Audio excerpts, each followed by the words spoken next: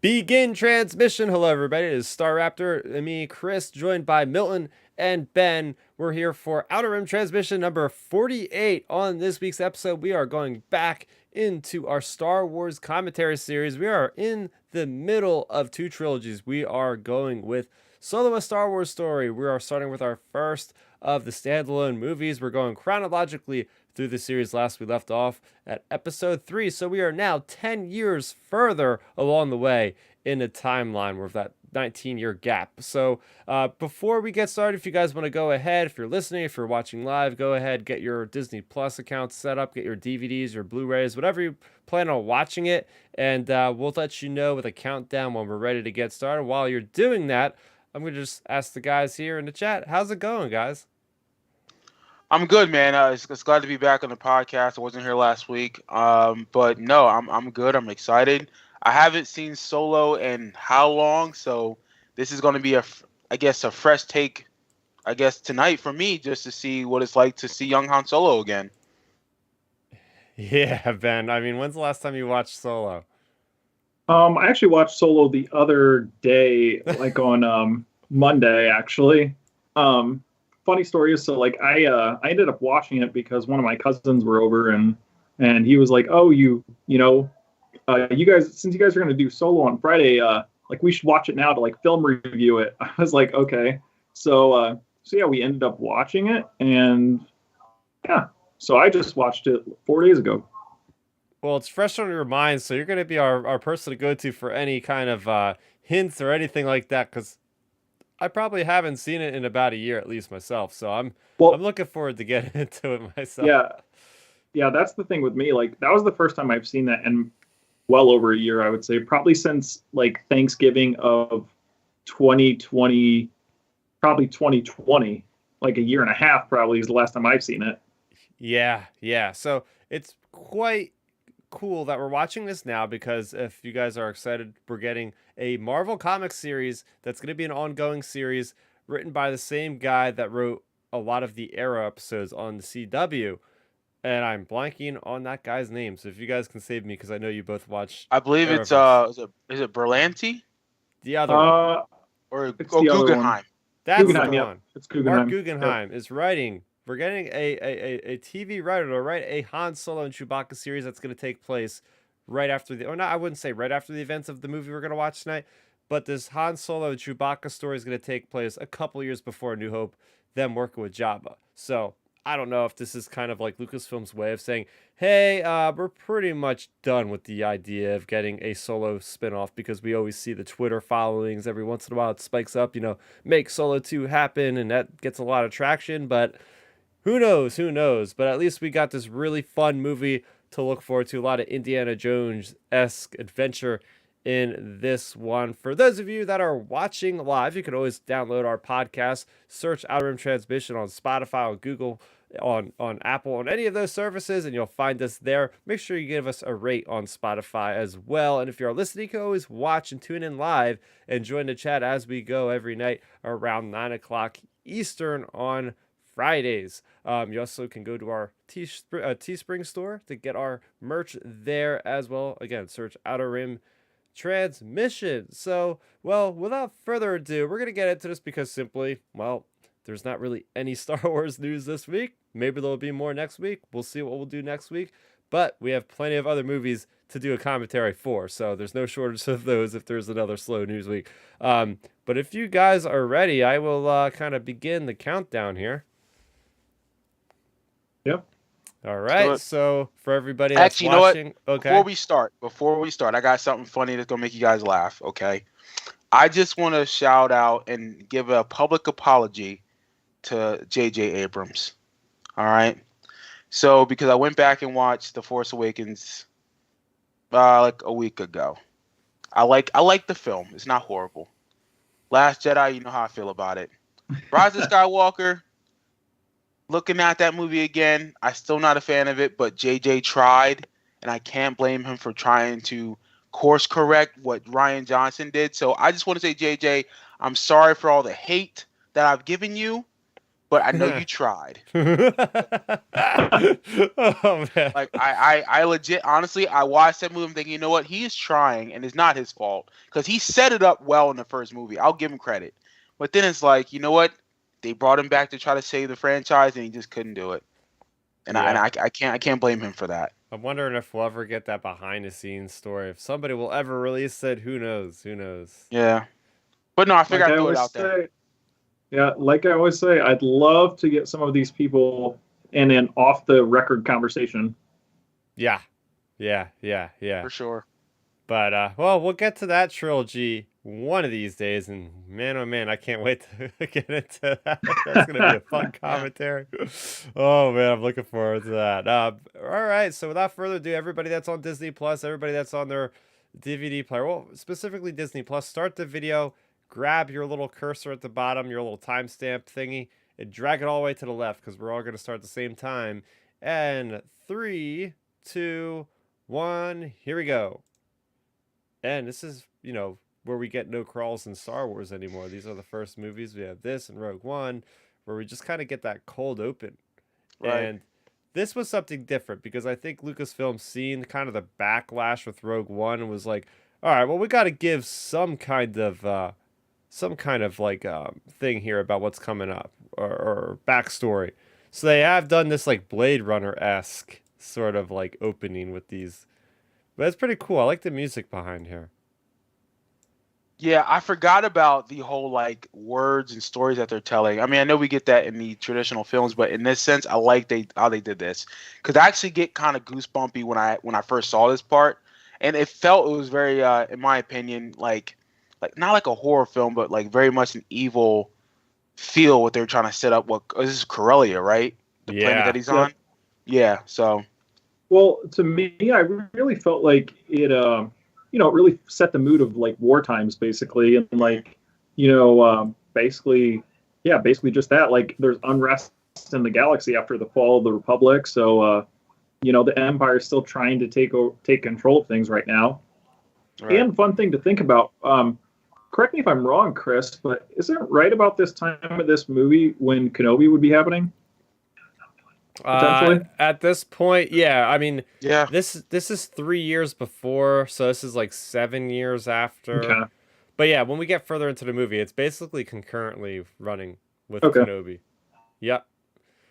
But yeah, I mean, what did you guys think about like the film's not having a crawl to start with? Was that something that rubbed you the wrong way? Like, no, every Star Wars thing needs to have a crawl. No, I thought. I mean, I went into these movies thinking that it didn't need one, and I didn't expect it to because they're not part of the main, saga films. Mm-hmm. These were standalones that tied into the universe, obviously, but like Clone Wars didn't have opening crawl. Mm-hmm. Like that's okay. Like I don't need it. I need it to be somewhat different, and it helps build the universe. It helps build Star Wars in general. It was different type of storytelling. Yeah, and like we said it before, it sets up that this is something that's not part of the Skywalker saga. These are other things here, and it's like, wow, we're 2 minutes in, and we're all getting this kiss between Qi'ra and Han Solo. It doesn't take long. This movie moves, man. All right. Oh yeah. More ways than one. Yeah. Yeah. See, for me, I really didn't have a problem with it either. I was pretty much in the same boat as you, Milton, where it's like, hey, save the crawl for the main saga movies. I think just because they're like the events, like they are the pillars of Star Wars. All the episodes 1 through 9. They are the events. Like heck, say what you want about like the sequel trilogy. When those movies came out, they were events versus just a spin-off movie. So like I definitely think they need to continue to save the crawl for the like the numbered saga films. Right. Yeah, so I mean, we got the Rogue Squadron movie, and maybe that Old Republic movie, and some other things after that. So it'll be interesting, especially if they start a new saga. If we'll get a crawl, if it's a new saga, part of like a new trilogy or something, it makes sense with a standalone. You don't need it, but if they're trying to set a precedent, that's something differently here. But yeah, I mean, looking at where we are right now in the movie, we have a lot of this bluish kind of hue going on in the underbelly of Corellia. You're dealing with these. I forget what they're called, the Grindelids, which is Lady Proxima's, these worm type creatures. I really like how they look almost like a velociraptor. You have Moloch there, and he's got this big exosuit. And we've had a lot more of these characters showing up in the Star Wars like publishing and different things in recent times. Like there was a High Republic story that's just happened, Midnight Horizon with dealing with the Cryndalids and all this kind of thing. But what was your reaction to Lady Proxima as she just emerges from the water here? It was something different. I mean, Hmm. I love the design, the character. You definitely know she was someone that you weren't going to relate to in the sense of you weren't going to like her. She Hmm. just came off as like a jerk, and it was always these are kids, right?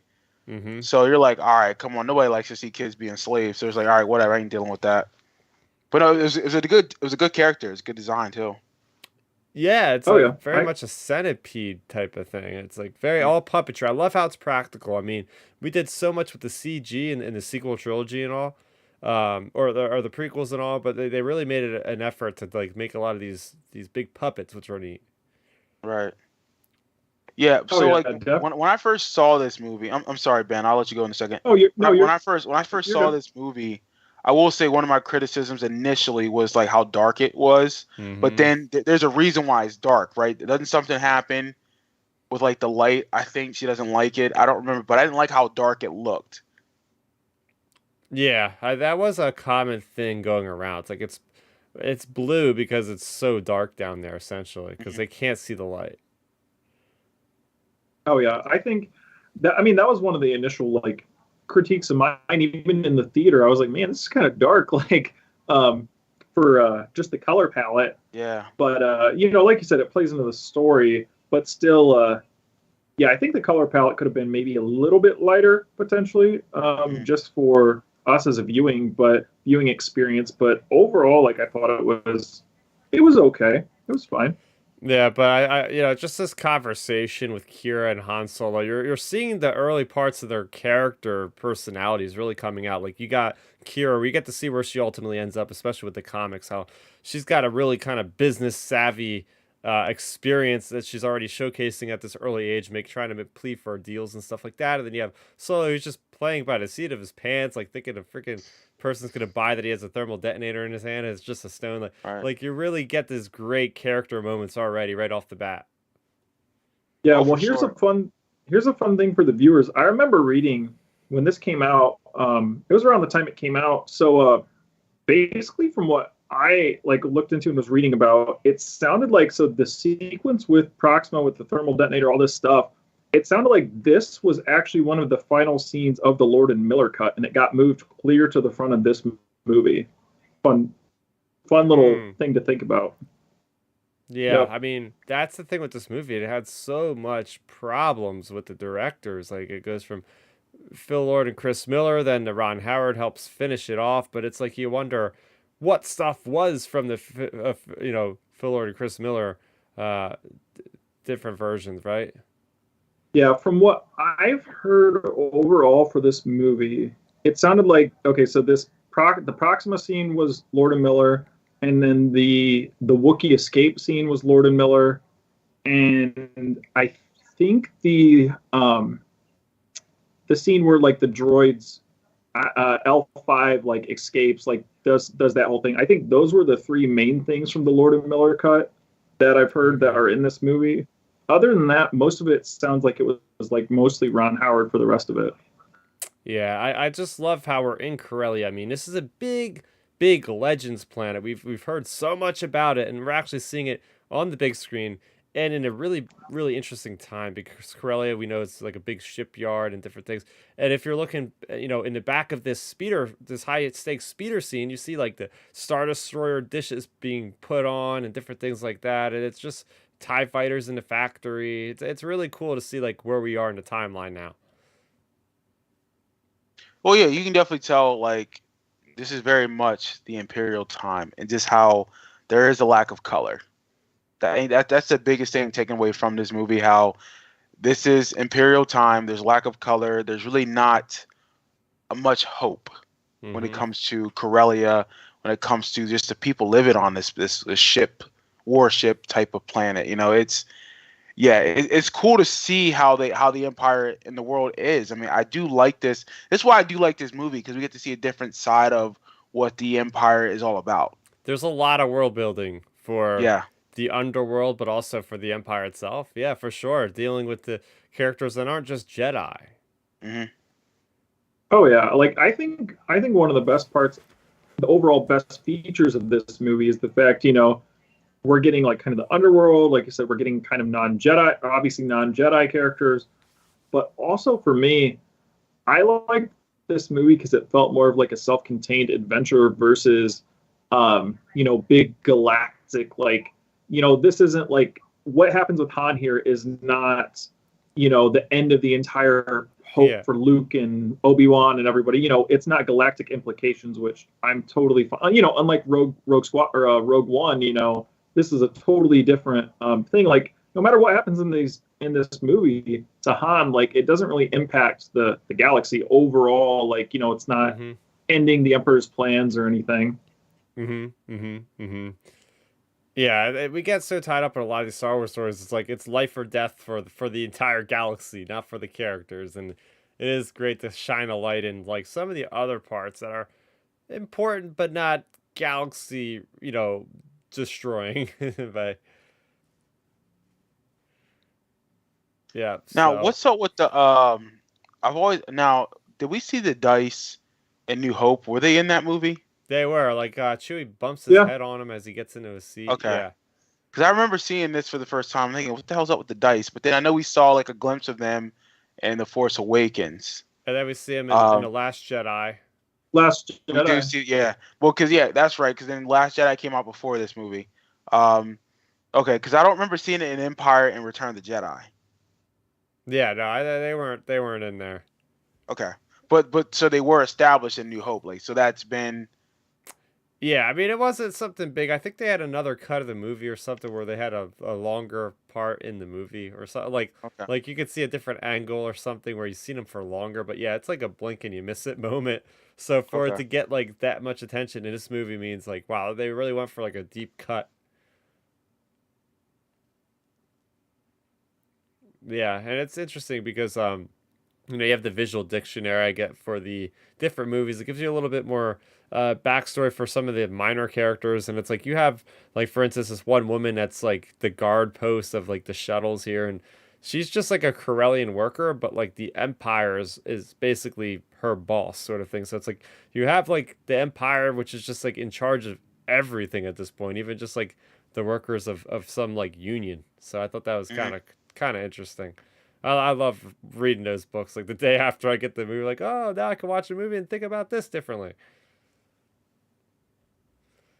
Oh yeah, I mean those type of books are always a great tool when it comes to like learning more about the movie and that sort of stuff. Like I really hope, speaking of like those type of books, I hope we get those type of books as well for I'm not sure if either of you know, but there's like for episodes 1 through 6, there's like the whole Star Wars like encyclopedia books that are like $200 for like Whoa. one trilogy each, and like they are like the full deep dives like from start to finish of how Lucas like thought of them, etc. Like I hope we get that for like episodes 1 through 9 and these movies as well, just because there's such deep dives. Like I would love to see more into this movie. I'd love to see more into like Rogue One and even the sequels, just to hear like more of the thought processes behind it.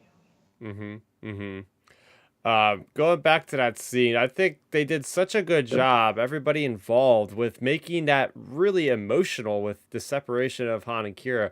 We have been watching this for not even 13 minutes, and I remember in the theaters, like, wow, like I actually feel really, really bad about this. Like they did a great job of really building up the Right. suspense and the drama in that moment. Yeah, I'm about to say Oh, this beginning is very, I guess it's sad. It's very frightening, I guess, for this character. Like it makes sense why Han Solo is not trusting of one people, but two, he's very much an individual. well, Yeah. that and on top of it too, you don't know the stakes for Kira. Like obviously we know Amelia Clark's not going to get like knocked off at the beginning of this movie just because she's such a big actress. But if you watch this movie like blind without knowing the actors, like you're not going to know what's happened to Kira and everything. Like there's actually stakes. Yeah. I think this is funny about his whole name situation here. Who are your people? By myself. No, no, solo.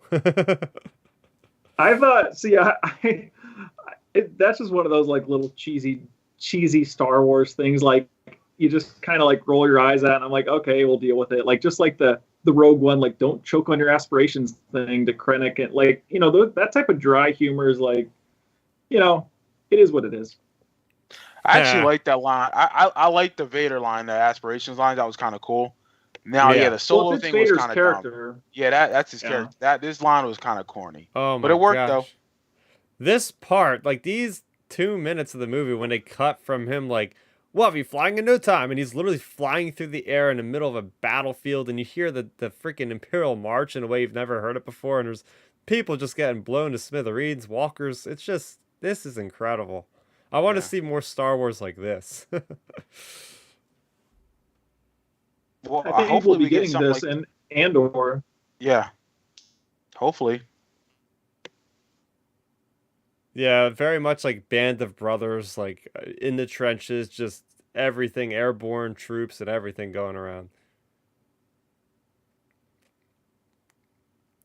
And, yeah. uh, I completely forgot that Beckett was like doing a job this whole time. I see. I haven't seen this movie in forever, and I forgot this part. yeah, Milton, you're watching this like a new viewer as well. Yeah, this is crazy. Man, Well, this is fantastic. Well, here's the funny thing is, when it comes to watching these movies and doing these commentaries, like I would say, when it comes to a commentary, if you're at interesting parts, like when the people that are supposed to be doing the commentary are sitting here just like watching the movie right along with the viewers and everybody else listening, because this movie's so good. Like there's so many good parts, and like these sequences or these battle sequences that we're watching, like it hits. I think it hits really well. Yeah, and that's a good point though, because like people was kind of like shitting on this movie. I don't know why, but this is actually a good film. Like I don't think it's a bad movie at all. I know why, Milton. It's because 6.5, 7 months prior was The Last Jedi. Oh yeah, without question. I mean, I didn't want to say it, but Yeah. Well, realistically, not to get too down that rabbit hole, push this movie back 6 months to December, and it hits $1 billion probably. Well, and that's the thing, and I think everyone was wondering, like, because people were like, why don't they keep the Disney schedule or the December schedule? Like you guys were taking over December, and it made sense. Yep. I think with all the turmoil of directors and reshoots, and I think they just wanted to get it out. Yeah, I think The Last Jedi backlash didn't help, because I don't want to solely put it all in that film. And Endgame came out that 2 weeks later. That's right. Yeah. Yeah. Oh man, I gotta say I love the costume design because it really recalls like World War One with like the gas mask and the type of helmets and like all the cloaks and the gear and the trenches. It just spells World War in this. Right. Again, the color palette for me, it was still very much weird. I don't like how it looked so dark, like in this sense. But again, it's a character, so I have to respect what they're trying to show. With how like this is a very gross planet, it's war. That's why it looks this way. Yeah, it's pretty cool because they're on this planet called Mimban. If you go back, I watched an episode recently with my girlfriend, the Rookies episode. I think it's season 1, episode 5 of Clone Wars, and they literally have the clones in this base are listening to like a radio station, and like the person, the DJ, is like, and this one goes out to the 212th Jump Troopers over on Mimban or something like that. I was like, yeah, that's where they got this. And apparently, Mimban was a planet in the first expanded universe book. Yep. Splinter of the Mind's Eye. Yep. Oh, exactly was. Which is great. Like I love that they pull from the EU, they pull from current canon, they pull from everything. All right.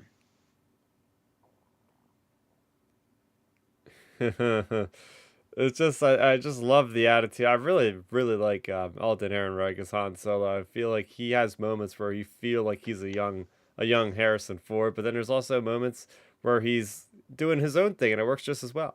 Like here he's like using the finger like pointing at the guy, and it's like, yeah, it's just something Harrison would do. Yeah, I mean he looks like a young Harrison Ford and the sense of his mannerisms as Han Solo without question. They cast it, I thought, perfectly. Now I know there was another actor that they were looking at. Was it I forget his name. Do you guys remember who it was? Yeah. I know who you're talking about, but I forget the name. I Yeah, I forget the can't name think of the too, because name. he was, I think he was in like The Age of Adeline, and that was a Harrison Ford movie as well. But no, I felt this was a better fit. The issue with that is, though, after what they've done in Mando and Book of Boba for Luke, Mhm. they won't be able to use Alden anymore, in my opinion, because they'll say, "Why don't you just do a young Harrison CGI?" True. I mean, that's true. I But then I think. think right with the continent, they want to keep the continuity. I mean, you keep the same Yeah. actor, but I can see them going back and say we got the tech. But then they want to say which is more expensive, paying a human being or doing the CGI.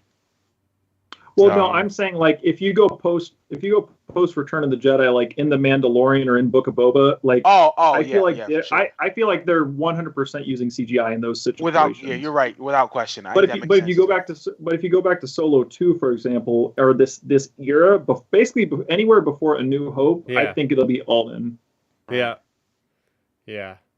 So was Chewie eating people or he just killing them? Because I That's a thought he was eating them. I always thought he was eating too. Yeah. I mean, if you're in prison or in jail like him and you have nothing else to do to survive, I guess you're gonna have to eat something to That's what I was keep thinking too. going. I'm like, he's got to be eating these people because that's crazy. It's not like he wants to, it's just because it's the only thing he can do. Right. That Wookiee suit has to be so gross when it's like muddy and nasty like that. Oh my gosh. Yeah, Eunice Guantanamo is the actor for Chewbacca in the sequels and in Solo, and he does such a great job. Like, just so much acting with his Mhm. emotions and his mannerisms and all that. Like you were saying about Harrison and Eldon, and I love this moment because you actually get to hear a human speaking in Sherrywook. Like you never actually heard that in anything before. I just found it Right. so funny how he's speaking it. Just yeah, the human tongue is not meant to speak that language. Yeah, I I thought love it this. was really good that they put it in just because like us when we like impersonate Chewbacca, like trying to like speak their language or whatever.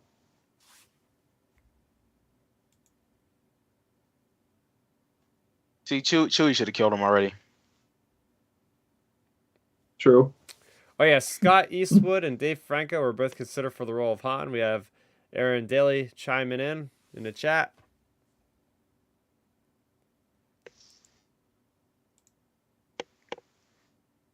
Interesting.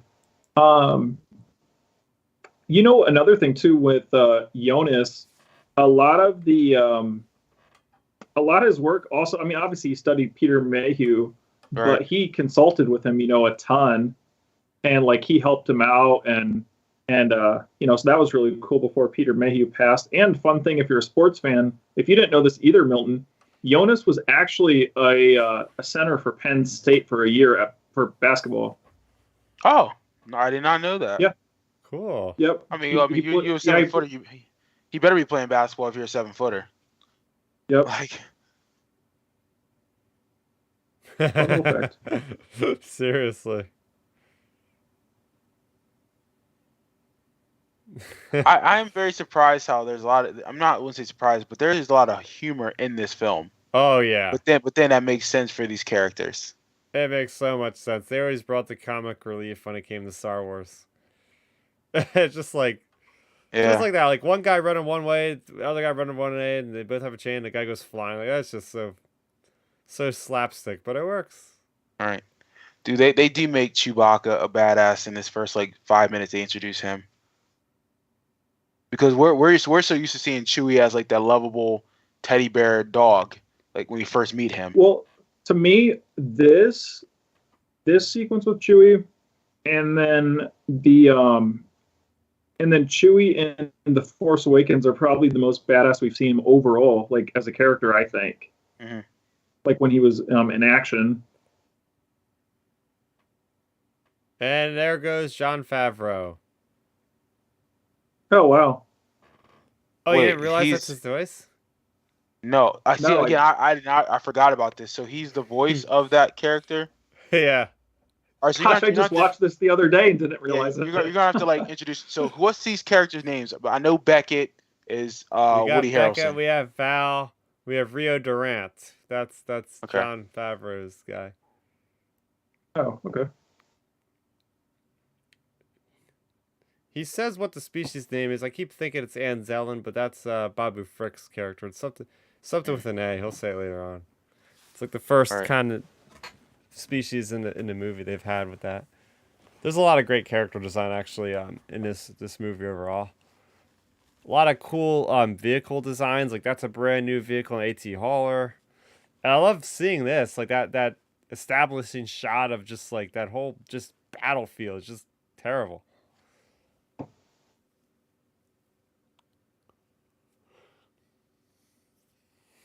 Well, that's weird. I always thought that was such a weird scene. Yeah, that's goofy. Yeah. But hey, man, that's how they form that bond. Got a bond in the shower. Oh man, that's definitely a scene I want to picture going into this movie either. Oh no. Like that would have never even been on a guessing list for me actually.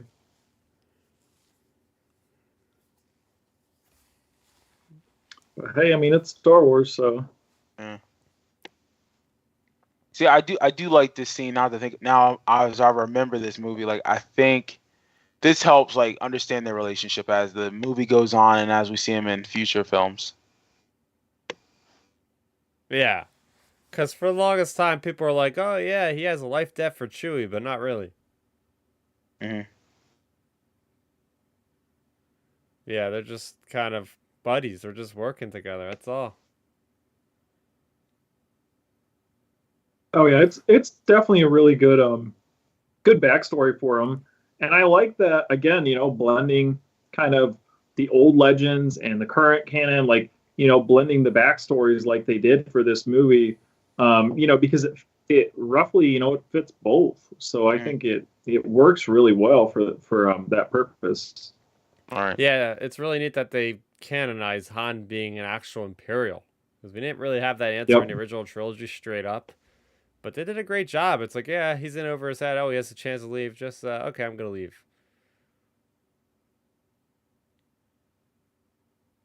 And, I ain't gonna lie, I do want that coat that Han's wearing. It is a pretty cool coat.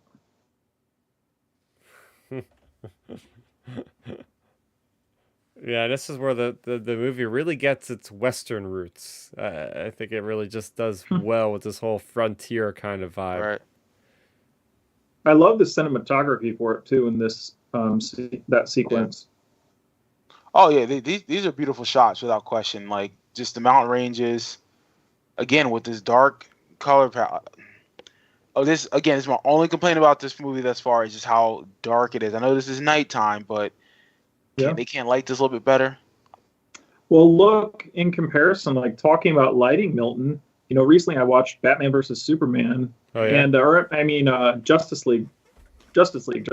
Sorry, excuse me. But like they, you can tell on the Snyder cut, they lightened that up compared to the Whedon cut. Like the Oh color yeah, palette's way lighter. Like so different. the Yeah. color palette 100% affects the viewing experience. And, like you said, there were different parts of the movie, like throughout this movie, where I was like, man, it's kind of dark.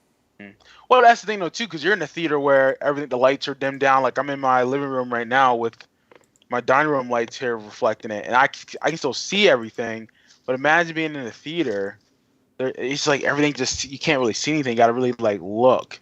Well, it But looks like it blends into like yes, the walls around you and that's what I'm everything. saying. It's like all right, but I mean, like I said, it still looks good though. I mean, I get what they're trying to convey.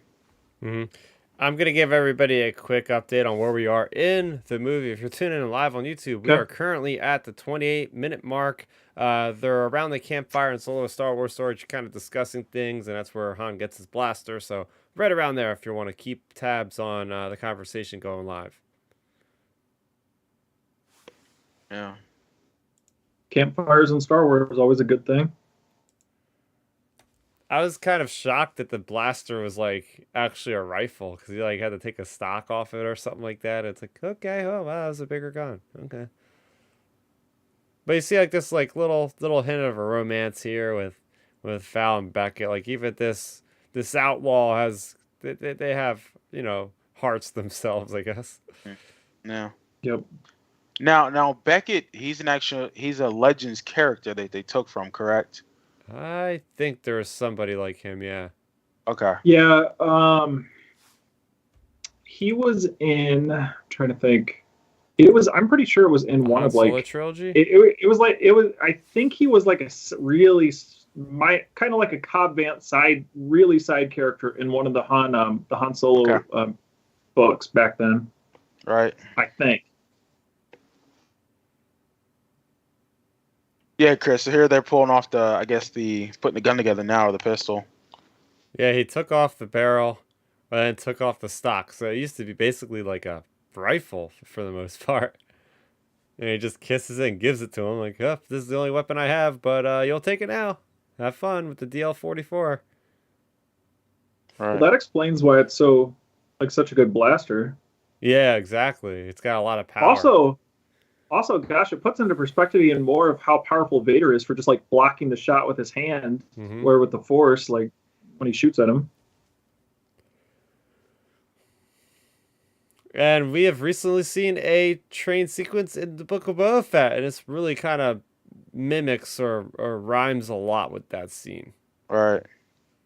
Oh yeah, but that scene's so much faster than this one. Like the speed, like the way they show speed, and like this one, it's a little bit more slowed down. Hey, they're following the speed limit, Milton. That's ridiculous. Well, I guess it's because it's on a track. The other one on Tatooine is just like flying by on its own. Right. It would make sense. And I'm sure if we... Go ahead, Chris. I'm sorry. They also have coaxium, which is like very highly unstable. So maybe they're afraid if they go too fast, they'll fall or something. Yeah. Oh, okay. So that's my second criticism. Not of this movie, but of Star Wars. Like over this 6 or 7, 8 month period where like both films had to do with gasoline. Like when was Star Wars worrying about gasoline? Like, I mean, let's be real here, guys. If you're watching this, the gas prices are crazy in our country now, but yeah, gasoline became a thing in Star Wars. That is such a minor thing actually to point out because not in your perspective, I'm not criticizing you, but it is an interesting thing now that you point that out that gasoline. Actually, yeah. Now I'm looking at this differently too. That's what I'm saying. Like, because I remember seeing this. I'm like, well, The Last Jedi, they were talking about burning hyperfuel, blah blah blah, running out of fuel, crap. I'm like, okay. And then this next movie is coaxium. That's what it's called, coaxium. Mm-hmm. Coaxium. Yeah. Like, I'm like, why are we talking about gas for 2 straight movies? It's weird. But you know what though? It is what it is. I mean, we always knew there was some type of power source or gasoline in Star Wars. Just the fact that they made it a thing, like an actual plot point. I guess it's just one of those things. Is it an over explanation? Like, is it needed? Probably not. But at least they're making some action sequences around it. Right. Yeah, and that's the thing though too. Like I'm just nitpicky on that, but I'm just saying it was a very like weird observation. I'm thinking, oh, okay, I didn't know gas was a big thing. Like, but obviously it is important in every culture. Mm-hmm. Mm-hmm. Yeah, I love those trooper designs, by the way. The range troopers, they got those cool magnet boots and cool coats. It's like, just shows you like how much money the Empire has. Like, they have a type of trooper for literally any type of environment. Right. Also, Lucasfilm going, let's make some merchandising. Oh yeah, because you see news everywhere on the. I remember for months later they would still be on the pegs. They had so many of those darn guys. Well, that's the thing with the thing is I like crack jokes about their merchandising, like making all these different versions of the troopers and stuff. But the thing is, they're cool, and I'm one of those people that have collected all these different items for the most part. The random troopers that have like 1 second of screen time or something. All right. Yeah. All right. Now, Enfys Nest. I'm not familiar with this character at all. I like Legends character initially. I don't believe so. I No, think she's Or, no, or is brand it new. she a new? totally new new? character. Okay. Totally new. All right. That's cool though. Just the use of the speeder gang. Mhm. Now, did they Yeah. dive into Infus Nest anymore in canon, Chris, after this movie? I think they did, didn't No, they? no, we haven't Didn't they? gotten Oh, anything okay. about I her. wasn't sure. Yeah. Interesting. The last we've seen is if you get the novelization of Solo Star Wars, where there's like an epilogue chapter where Oh, okay. Enfys Nest Interesting. delivers the coaxium or whatever to Saul Guerrera, and Saul Guerrera has like a young Hmm. Jyn Erso with him when she does that. Interesting. So that was a really cool scene. It's like, oh, it's like, huh? I Right. Hey, wonder if we'll maybe ever see Enfys Nest in Andor. that's what I was just about to say. Maybe she'll pop up in Andor. That's a very likely, especially if we have Saul Guerrera. That's already pretty much confirmed to be in that show. It seems likely that any kind of Rebel connected character is going to show up. When I mean Rebel, I don't mean the animated series. I mean like people that have been in Rebellion, like Bail Organa and Mon Mothma and all that. Right. I mean, Saul Guerrera's been in Rogue One, so I mean, he's in live action already. So Yep. I think for sure he fits the Andor series perfectly. Even though he's like my least favorite live action character. Yeah, I think there's a good chance he'll be in it. So you don't like Saw Gerrera? No, that is definitely going to be brought up in our Rogue One commentary. But man, I think his translation. Like, don't get me wrong, I love cartoony, over the top stuff, but man, Saw Gerrera just feels so over the top in Rogue One. And then like the whole interrogation scene with that slug alien thing, it about makes me want to just Borg gullet. Oh, I love Yeah. that thing. I don't know Borg why I gullet. like that scene so That much. thing I is just can't cool. stand that scene. Yeah, that's too funny. This action sequence is so kinetic. I love how fast and furious Enfys Nest is, like just like dodging and ducking over the blaster bolts, and that awesome sonic like charged weapon is something really unique. All right. And I do wish her character was used even more through this movie. Yeah, it's nice to see that we have this major scene with her. Then we see like her Yep. talking to somebody else at one point. Then we don't see her till the very end. So yeah, I mean, but I think her presence is felt throughout the movie, at least the very, very. Oh, definitely, definitely. I just think they did a really good job with her character, kind of putting some mystery behind it as to why and like who and what's like, just as an audience, us thinking like, who is this? What's their purpose, etc. Right. And there goes the first member dead. I like the use of these Viper droids because we haven't really seen them like ever get so much action in a live action movie. We've seen them in Empire Strikes Back, kind of just standing there. But it's pretty cool to see somebody who's actually struggling to fight them. Wait, we see him in Empire? I don't remember that. Well, a version of them, right? Like the probe Okay. droid. Oh yeah. Yeah, a slightly cool design with like I guess more blaster range Right. or something. Now she spoilers. She gets killed too, right? Or she kills Yeah, herself. yeah. I think That's and what a I lot of thought. people had issues with this because she was barely in the movie, and she's actually a pretty big actress herself Oh yeah, this is Yeah, what's her name? I I forget her from name. Westworld. Yeah, I I forget her see. name. I forget her name. Go ahead. I'm I sorry, was Ben. definitely one. Oh, you're totally fine, Milton. I was definitely one of those people that I think her death was too early for sure. Again, it's just how the movie played out or whatever. But I feel like she could have maybe been killed down the line, potentially versus how she ends up dying, just because it just was so quick. Like Mhm. like they, we kind of had that little romantic the looking at each other between Beckett and her, and then like we're just getting to these sequences where it's like I don't know, us as an audience, is it that valuable of a like whoa, like you know what I mean? I don't know. Right.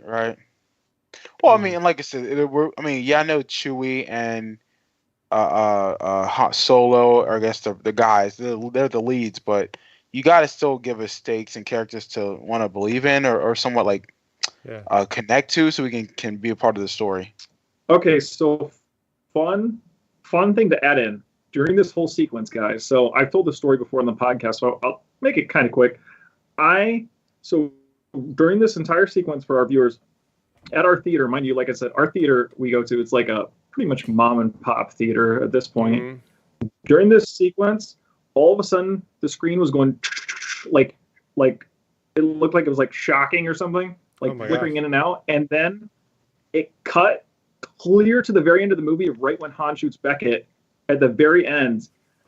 And, oh my god! And we were like, holy smokes. And the best part about it is our theater didn't realize that happened. So someone had to run out and say, hey, hold up, stop the movie. We're only like 35 minutes in. And it cut to the end of the movie. Right. And then the craziest part is, so they fix it, rewind it, get it to this spot again, and then it cuts forward again to like one of the parts with Lando, and they had to run out again and go, hey, what's going on? So they like gave the whole theater popcorn and free drinks and free movies and stuff for the next time. But it was like, holy crap, people. Oh so yeah, I'll never forget seeing this movie in theaters opening. That was opening night too, mind you. Oh. Right. Yeah. I love how they make Han Solo such a coward in this movie early on, though. Such a coward and such like he's very like for himself.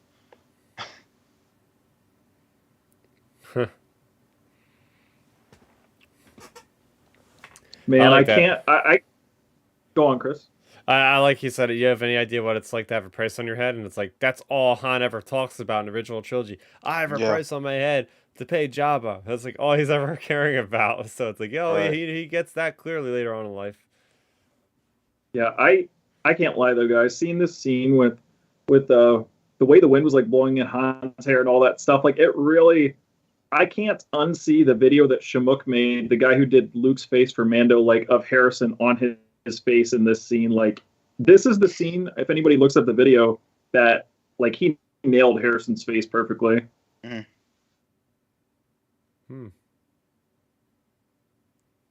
But I do like, with this whole sequence, I'm really happy that it's like more outside and more light. Like it's definitely a nice change of pace from this dark, because we're what, 35-ish, 40 minutes in, and it's right.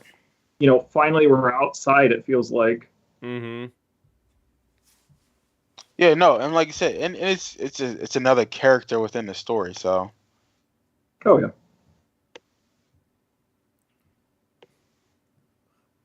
Yeah, the color palette for sure is a character in every movie, actually. Yep.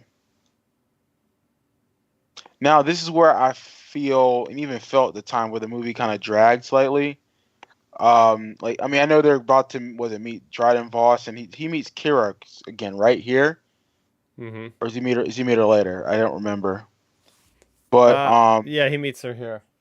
Yeah, so the movie for me kind of drags at this point, but I know they're trying to set up like that, rekindle that relationship. Yeah, so I find it interesting that like so much of this movie is on this one place called Fortalipso or something like that, Calypso or something. It's like you go from the ship, you walk outside. Oh, there's the bar. It's like everything is like right next to each other. Oh, there's the train that we just took down over there. It's like why does everything have to be on the same planet? Right.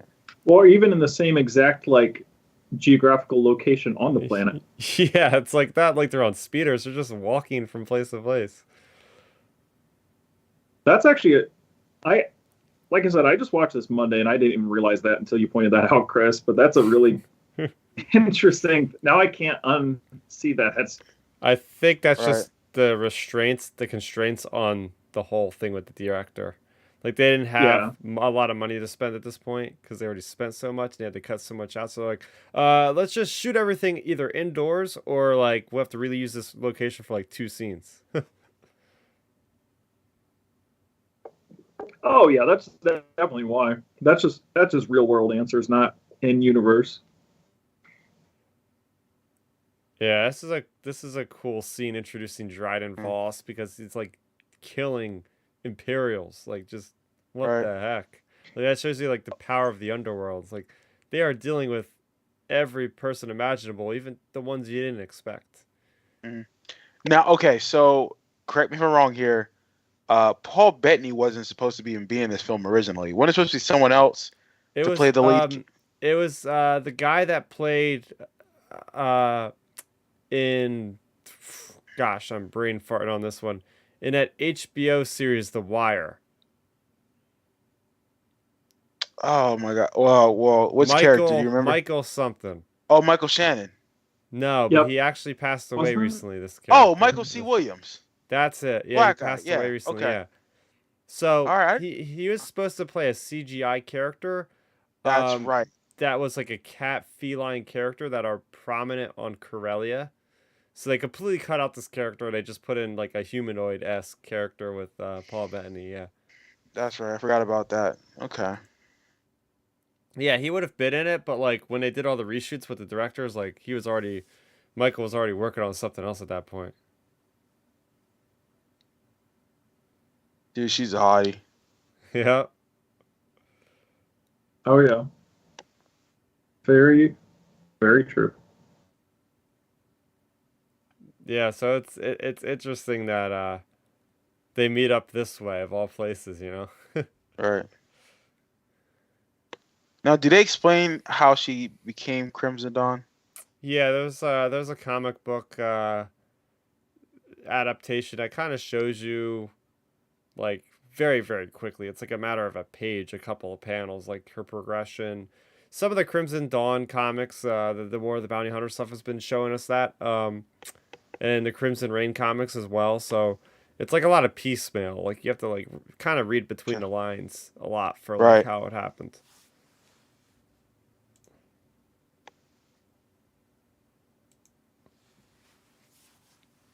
But funny, it's like a lot of bring it back to last week, Ben. A lot of Galactic Star Cruiser, like the interiors were designed after this place. Like they wanted Mm. the dinner room to be more like high class and have more Yeah. like less of that imperial design and more of like elaborate like kind Well, of thing. see, I think that's like just like an issue with it. Like this. See, that's even funnier. Like a movie, even though we all love Solo, a movie that flopped basically financially. You kind of inspire some things inside your new hotel off of. Like I don't know. It's funny to think about. But I don't know. Yeah, Right. that whole Galactic Star Cruiser, that was just a mess. Best part about it Yeah. was tagging you in all those posts afterwards, Milton. Oh, about The the hook. dancing. Oh yeah. Don't, okay. Yeah. I'm done with that. Trash. Yeah. Again, this is where the movie slows down for me. I think this kind of like threw the pacing off, but then it does pick up soon, from my understanding. But I think it goes. Well, this, Yeah, it shows you how good the pacing was up until this point, right? Like it just Yeah. kept moving, and from action sequence to action sequence. Then eventually we have to slow down. It can't be that pace the whole movie, I guess. Right. Right. I mean, but even with the quiet moments that we did have, where they're at the campfire and when the Imperials were talking, when he was talking to the general, whatever, like those are quiet, slowed moments, but it still moved. This I feel like it's just weird. I don't know, it's just drug. But I mean, again, they're setting it up for future parts of the movie. Yeah, it's so funny. oh, This is the first time I watched this movie since watching WandaVision. So now seeing so much of Paul Bettany as Vision and that, like in his Yeah. human form, it's just like he's almost playing Vision. Like he didn't change his accent or anything. Oh yeah, no. well, see, that's the thing with this whole sequence, Milton, as well. You bring up pacing. As I mentioned earlier, when it comes to these movies or any movie really, the movies where we're like kind of quiet and like just looking at the scene, it's because they're interesting. And then like you can always tell with a movie if it's a scene that's kind of uninteresting because that's when you whip your phone out and you start checking out Twitter, whatever. Like that's exactly what happened on Monday when I was watching this movie. During this sequence was the first time I mainly took out my phone and was looking at it. Oh. See, now I'm interested because at this point I'm looking at the background because we got a nice little collection of like objects from around the galaxy. You actually seen like a Mandalorian full set of armor in the background and everything else. Yep. I think there's like a Sith holocron in here somewhere. There's a couple axes from like different times. All right. They have references to one of the old Han Solo book like items that he was going after, or the Lando. It might have been the Lando, one of the Lando books. Like there's an item he was after that's like in the background here. Oh, there's a crystal skull that just popped up Yep. right behind Beckett there. Oh yeah, right there.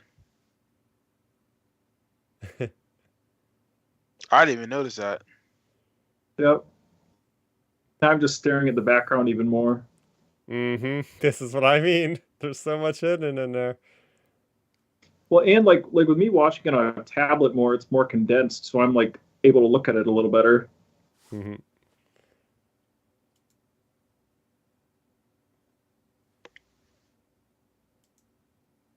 Yeah, if I'm Beckett, I'm about to wreck old boy. Talking out of line. What's he doing?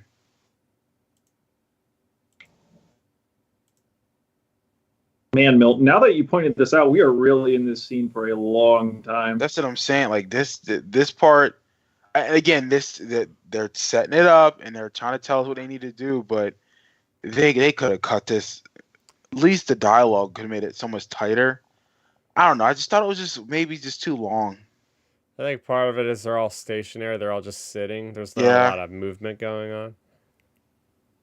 Oh, it 100% helps that they're moving around. Like, look at, you know, and Mando in the first episode ever, like, you know, when he walks into the thing to meet, you know, like there's people moving around the bounty guild and all that stuff. Like, it makes the scene flow a little better. Right.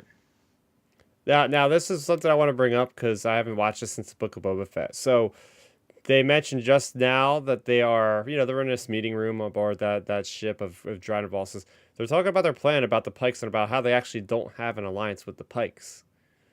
So I'm just like, we've seen the Pikes in Book of Boba, and I was one of the people screaming on Twitter, we're gonna see Qi'ra, we're gonna see Crimson Dawn. They never show up. I still think there's a possibility somewhere that these guys were connected at some point post Return of the Jedi. But yeah, this is a lot of connections also to Book of Boba Fett because we've seen so much of the Pikes. Huge factor of that show. Oh yeah, I think it'll definitely plan down the road. It's just I feel like it's a matter of when, not if, that's going to come into play. Yeah.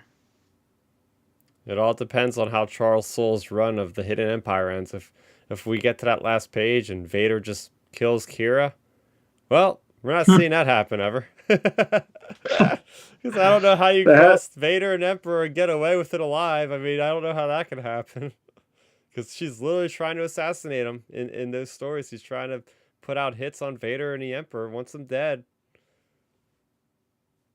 Yeah, she might end up getting a Rogue One ending at this rate then. Yeah, maybe.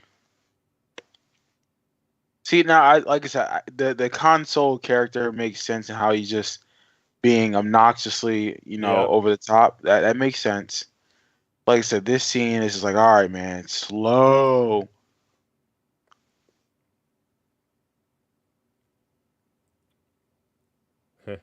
Now, don't we get a name drop of a certain bounty hunter coming up soon? Yeah. Yeah, I mean, it's like, Singh, the best. right? Yeah, the best smuggler in the galaxy just happens to be a half a mile walk away. You know, this is where the movie is like, huh? But there's a lot of cool character. I actually have a Funko Pop I'm looking at above my monitor here of those two droids that are fighting in like a BattleBots arena. I love that. Right. And then L3 later on, like, it's like, no, we can't have this. Like, she evangelizes the thing. It's so funny. Now, how did you guys feel about Donald Glover being Lando Calrissian? I thought he was freaking great. I thought he was awesome. Oh yeah, I think he nailed it. I really hope, you know, that's another series. We haven't heard anything about the Lando series. Like not since it was announced. Yeah, I really hope they're not just letting it fade away into the distance, like other projects. Hopefully, the Lando series happens, because if it does, man, I really hope so much. I know it's me headcanoning it, but man, I want Billy D. Williams to like narrate it and flash back to Donald Glover. Like, I just think it would be so great.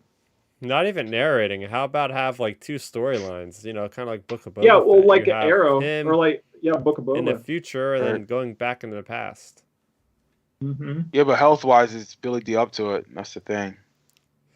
I mean, when conventions were still going around, he was going all over the place, and he was training with his trainer for Rise of Skywalker like every day. He'd be No. posting Oh, stuff, and trust me. I get it. But notice when Rise of Skywalker, he's never walking. He's just always sitting down. yeah. Well, True. the good thing is they left the door open. If they do involve him in the Lando series, his potential storyline is really simple. Like, you know, him and Janna potentially teaming up to like find her family or whatever. Like maybe they just do that, a real simple, not complicated story that he could get involved in, a little bit of action, and then do that as the main, and then have that as like the B, and then the A plot storyline just be Donald Glover, you know, in the flashbacks. Mm-hmm. Right. Like, I don't know. I'm excited. I just really hope it's not. I love the animated series, but man, I hope it's live action. So how do you play Sabacc? Is it like poker? I don't know. Actually, I think they sell a Sabacc game. You can buy like $20 little box set. They've explained it many times in the books, and since I've never really played it, I just don't retain it. It's similar, I think. All I know Alright. is like there's something called an idiot's array, which actually they even mention in here.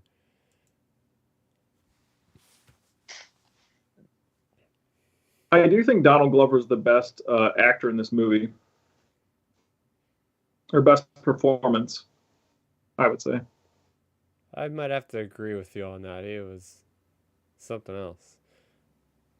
Yeah, especially when you get into like his relationship with the droid L3. Like I think that's where it really gets into it, or it really hits home for me with Donald Glover like doing really well later on in this movie. Mm-hmm.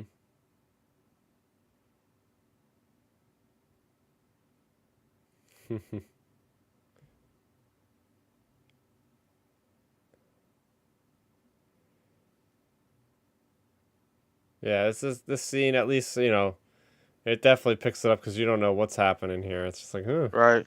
the stakes are high, you know, what's gonna happen? Now Han thinks he's gonna win. He should have won, right? Yeah, I think he got cheated, didn't he? Mm-hmm.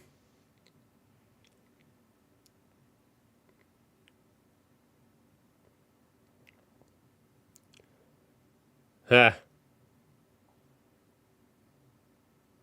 I think he's talking about like when he mentions a ship, he's talking like Han bluffs to says he has a the same ship they called the Ghost type of thing Mhm. from Rebels. He Right. says the designation, it's the same thing as the Ghost, basically. Like that little furry guy with the ears is funny. You gotta know what that alien species is called. It's one of the ones I do not recognize. So how did he know? How did he cheat? I can't remember. He had Was the it card like? under his sleeve. He had a card, That's an right. extra card. Yeah. Yes. Cheating Sundom. Yeah, that's crazy. So you have these Funko Pops of the battle droids? Of those two droids fighting in the pit. Yeah. Yeah. That's great. All right. Because at that time I was like really into like collecting stuff, so I was like, "Ooh, the first Funko Pops are these things. I'm gonna buy them." You know.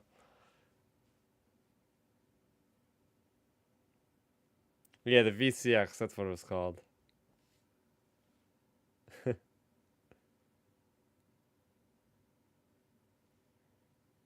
I just love the charm he puts on, just like Billy D. Williams. Yeah. Oh yeah, he nails it. Like the whole thing with like kissing her hand, just like he did with Leia and Empire Strikes Back. Well, I think okay, so not to like throw shade or like do too many comparisons, I feel like he does a better Lando than Alden does a better Han, if that makes sense. Yeah, I can think. agree with that. Yeah. But then again, I think that's a fair assessment, but I mean, then go again, ahead. I think Donald Glover though is on a higher like entertainment talent level though than Alden is as well. So that definitely plays into it. Or Singh. That's who he killed. I forgot. Yeah. He pushed her over or something like that. Yeah.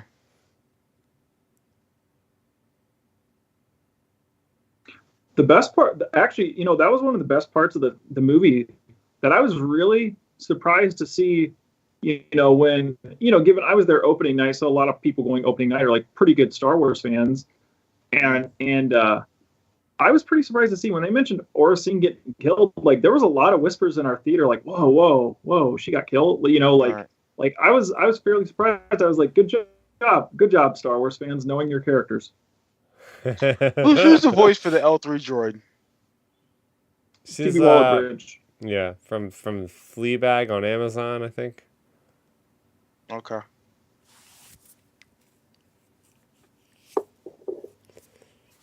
I like Yeah, look this now. Is that practical or is that like CGI thing? Like with a it's basically all CGI. Yeah, she wears like a different kind of suit that has like the droid head on top, but they do CGI everything else for the most part. right?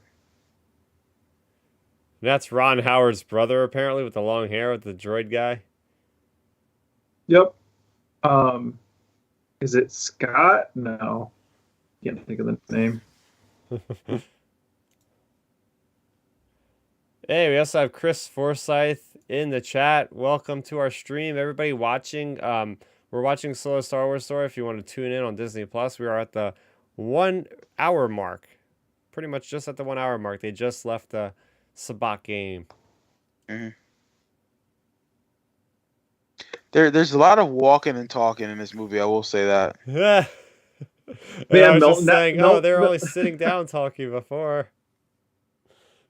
Gosh, Milton, you're dinging this movie for me. Yeah, I'm listening. I'm just really trying because again I haven't seen it in a while. But then it's like I'm trying to actually like pay attention to where it's going, and it's like Yep. they're doing a lot of monologuing, talking, and walking. I mean, again, you have to do that sometimes, but man, there's been no action honestly for the past what almost 20 minutes Yeah. ever since that train scene. Like it's Yeah, because I looked at the time, it was about 39 minutes yeah. when we entered the building. So it's like all right, what are we doing at this point? But now I will say when we get to see a shot of the Falcon. I wasn't impressed when I first saw it. I'm thinking, man, why does that look so different? Then I forgot that the escape pod is still on it. Yep. Uh-huh.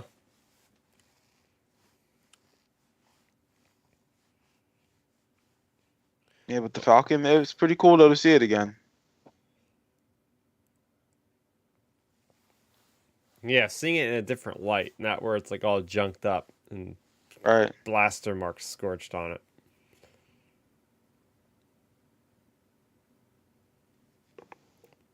Well, that's another thing too. Throughout this movie, they answer a lot of questions that were kind of floating out there. Luckily, they answered them mostly all for the most part in a pretty good way. Like, I'm not a fan of the Solo name, the way they did it, but overall, like I think they addressed certain things like the Falcon, the Kessel Run, etc. like pretty well. Or Lando, I think they addressed these things pretty well for the most part. Yeah, I agree. That makes sense to me. I don't like it. I don't agree with it, but I accept it. I love that line. I try to quote that in real life sometimes.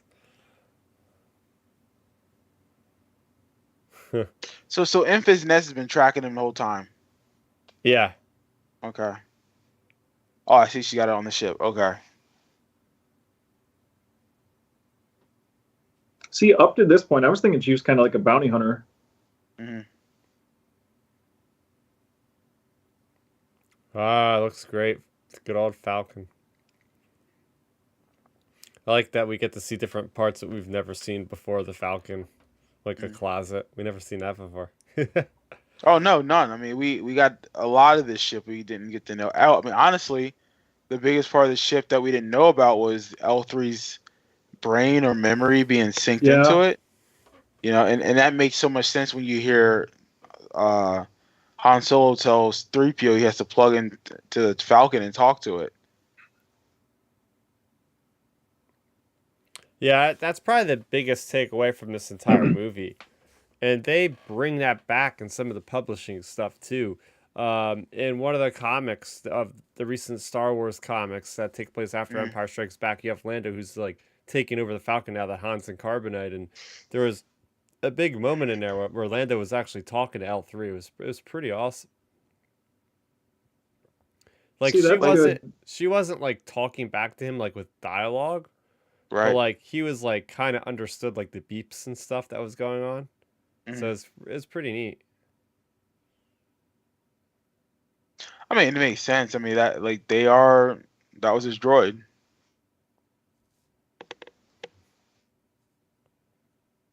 I thought that was cool, a little hand gesture. They got, that shows you like how long they've been working together. The cool thing about L3 is she's a droid that's evolved her own self. Like she started off as like an astromech and I guess decided, hey, I want to have legs or something, and just kind of upgraded herself like a computer over time.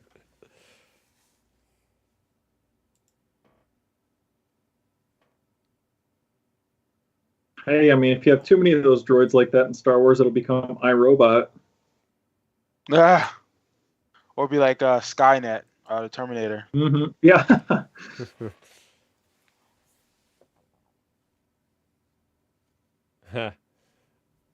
That now that's something that's been done a little bit too much. That darn hollow table. It's like in so many of the movies. It's like, okay, guys, Right. we get it. It's a nostalgia moment. Let's walk away from that for like several years. Yeah, because they did it and Force Awakens. Was it in They Force did it in Awakens? Rise of Skywalker. that's in right, because they were talking Solo. about him Yep. cheating.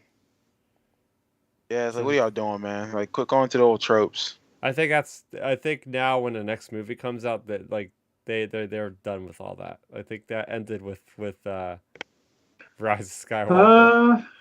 I don't know. I mean, we say that as we go into a Kenobi series. Oh. I don't know. Maybe. I don't know. I just think that I think Star Wars lives off nostalgia. Personally. That's like its biggest draw, but also its biggest weakness right now as well. Well. That's the issue is because it goes off nostalgia, but if they don't execute on it, it gets destroyed. Like that's the problem they're dealing with. Like if they hit it out of the park, it's perfect. It hits like Luke in Mando season 2. That's everything we ever imagined Luke to be. But if they would have botched that, it would have got crushed.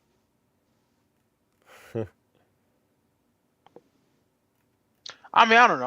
I mean, you're not wrong. Let's be real here. But like the nostalgia part of it needs to happen. However, like we all can agree on, you got to be able to push Star Wars to something different too. Oh, don't get me wrong. I've I mean, said it yeah, consistently. we all agree. Yeah, we all agree on that. Yeah, if I had a point, if I had house money, I would say we need to jump 500 years past Episode 9 and totally start new.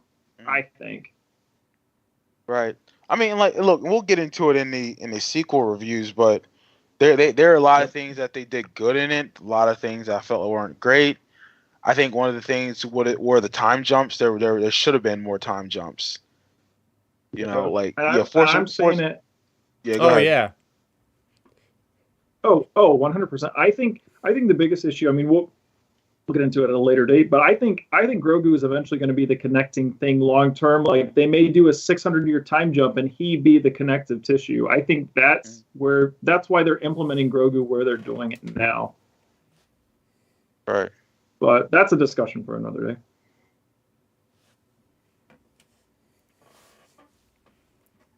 Now, did we miss the Han and Qi'ra moment in the Falcon?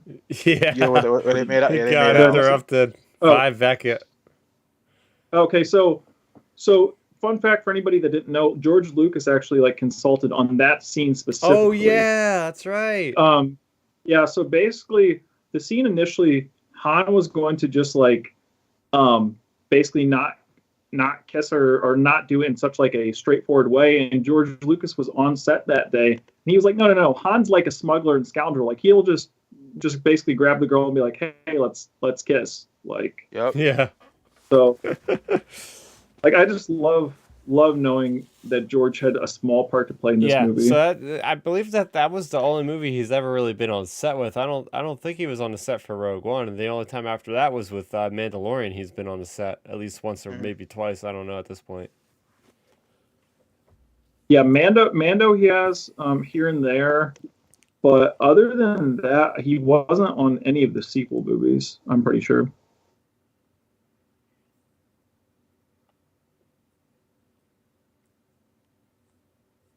This is neat, right? This is something we've heard so much about, the Kessel Run. What is it exactly? And I think the story does a good job of explaining it. And it's not what anybody expected. Yeah, I definitely got a little nervous when we got into this, but they did pretty well with the Kessel Run, I would say. All right, this was weird. This robot being in love with Lando. Okay, stop with that. Yeah, I definitely was weirded out by that 2 million because it's like, okay, for one, I didn't know robots were like that in Star Wars. I mean, I guess you have some like cybernetic people, but a human, I mean, I guess in Star Wars, I guess you can love aliens or whatever, but like an actual machine, like I don't know, just it's kind of weird. I agree. Yeah. Yeah, it was goofy. Cause I know like people were saying stuff about like is is Lando like pansexual or something? Yeah. I'm like what the heck, dude? That's ridiculous. It just makes me think not PG-13 things like how? Right. But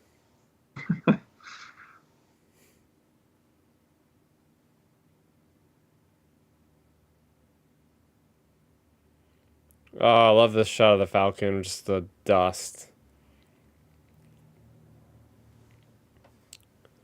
Now this is the first time we've seen the Pikes in live action at this time, right? Mm-hmm. All right. Yep. I see if they why don't they still look like they're the same compared to what we saw in Mando or not Mando, Boba Fett. They're quite different. I thought their design looked awfully different from what I remember. They just have like rectangles on their heads. Yeah, that looks somewhat similar to what we've seen thus far, but still they are different. I mean, I guess they could be a different type, or you know what I mean, like a different, Mm-hmm. not race, but you know what I mean, like a different species of pike, maybe.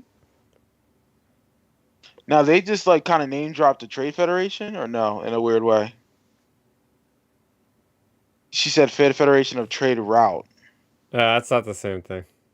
Okay.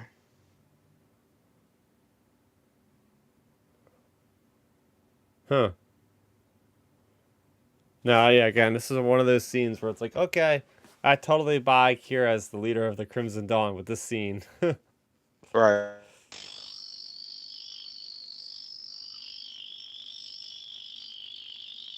Also, at this point in the whole series or the whole movie so far, I still thought to myself, man, or like I still was in the back of my head, especially like that was like peak Game of Thrones time. I was like, man, this is not Daenerys.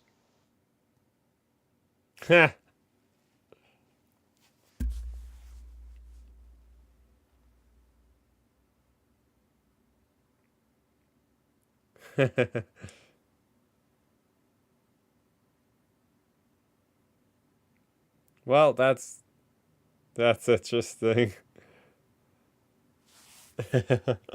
She really knows how to sell it. Kicking him in the balls. Hey, it works.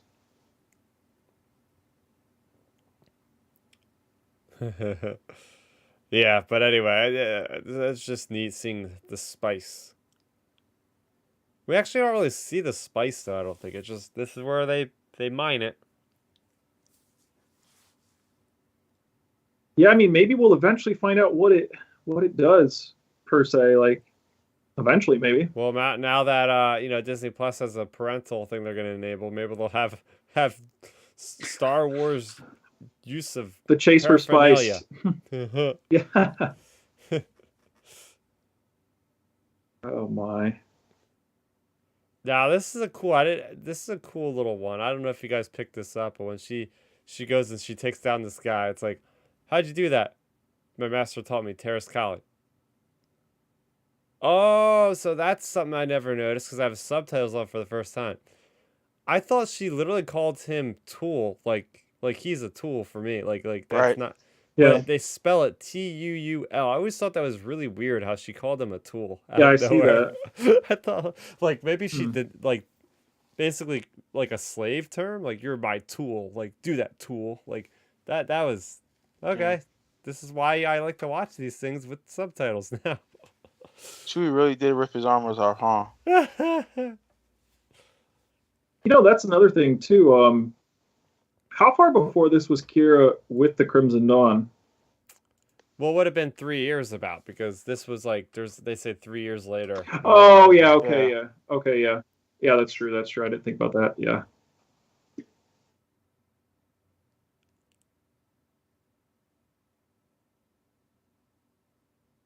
Yeah, I Yep. feel like so Kira was hiding a lot though, right? Because I know at the end, spoilers, she meets with their actual real master, but I Yeah. feel like she wants to be still inside, right? Mm-hmm.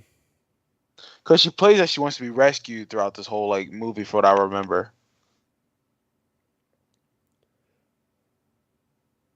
Yeah, and the whole thing with the droid rebellion is something certainly interesting. Hmm. I will say so. Yeah, The I don't know droid. how. Go ahead, Ben.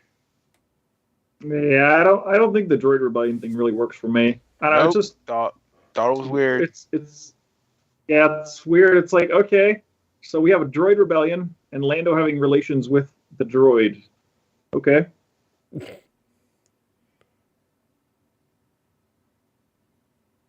don't know.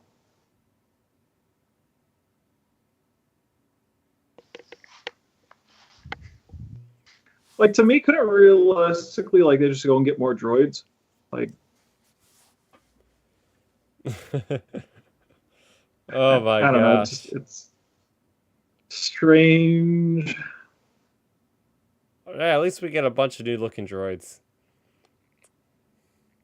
Oh yeah, the droid design is good. I just think the whys and hows are But a it's little neat interesting. because we get to see like that reference that's paid back like 45 years later with like C3PO like, oh, but we'll be sent to the spice mines of Kessel and all this like Kessel's like Yep, this really bad place and we're literally seeing these people with slave collars like working in these terrible conditions with like the spice everywhere and it's like yep. no protection. It's like, man, this really was a terrible place to like, be sent Yeah. as a prisoner.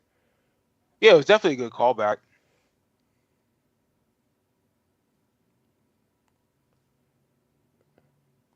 And it's a great moment for Chewie too, because it's like, okay, like up until this point, like Chewie's just been there as like a companion, but we actually get to see like him have a little bit of a plot here, where it's like, okay, either he chooses Han or he chooses his own people.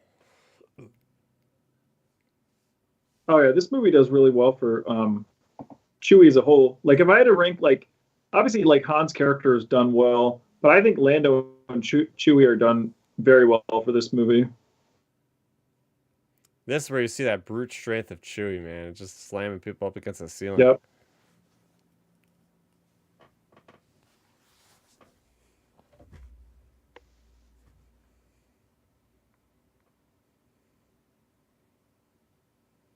Yeah, I think thus far the movie is you're starting to see what the movie should be about. I think they were taking way too long to get to this point, but I Okay. like what they're trying to do.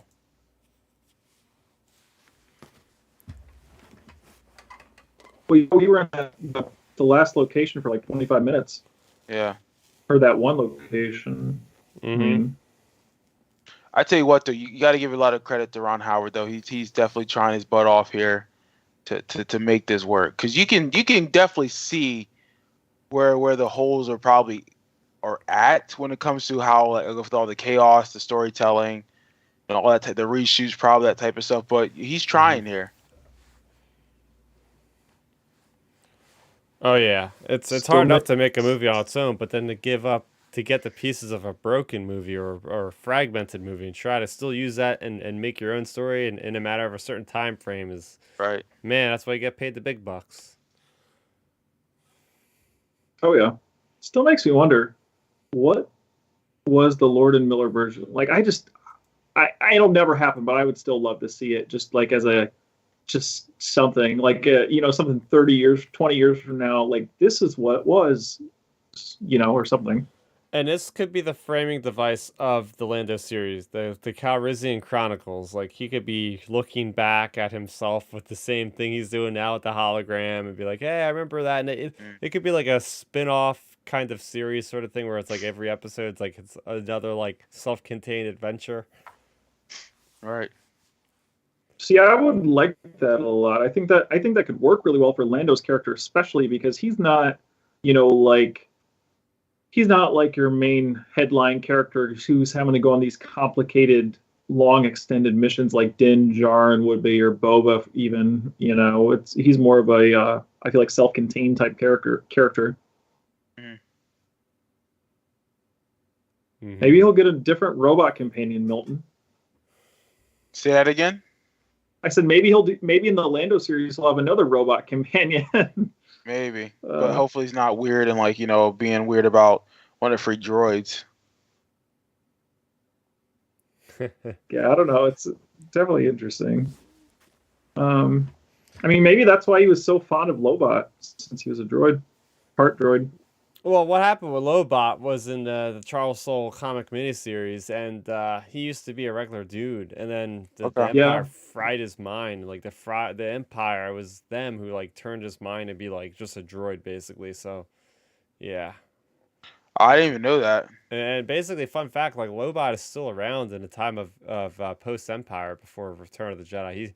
He's still very much a part of the Star Wars story. Whenever Lando's involved, Lobot's hanging around. So. They went back and got him. That's great. Now, does Han Solo get Han Solo? Does Lando eventually get Claw City back? No, not right now. Oh, actually, yeah, he does, because in the Aftermath books, I think it was one of the it was either it might have been Last Shot, actually, the Last Shot novel or something. He actually goes back to Bespin, and it has. I think he has Lobot with him, and they take it over. I feel. See, I thought that was in the Aftermath trilogy, but I might be wrong. All right, it could have been. I don't know, but I do remember reading that.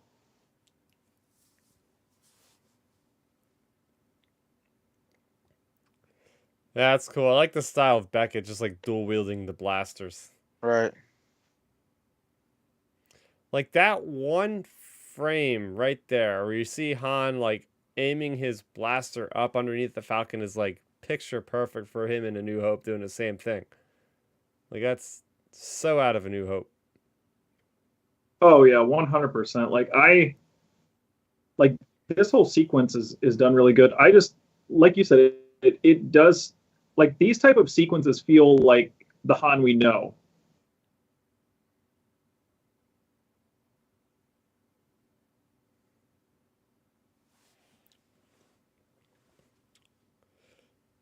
Yeah, again, it's like, okay, caring a lot about a droid. Who would ever think? That's what I'm saying. It's like, I know the droid's important, but it's like, come on, man, you just move the story along without it. No, I'm not saying that's a bad thing. I was like, I actually, like, that moment was kind of like a tender moment where it's like, oh, crap, like.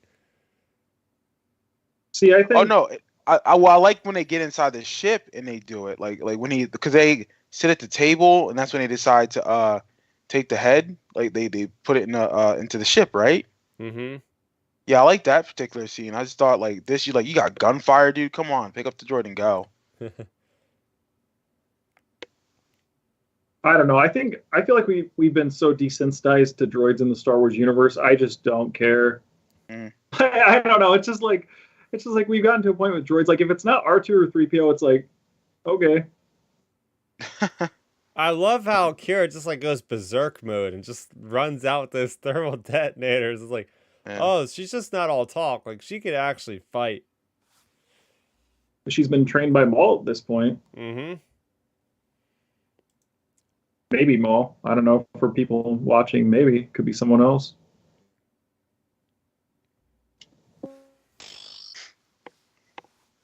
There you go. I know, like I said, this was cool. We're like, okay, now we know this is Han Solo.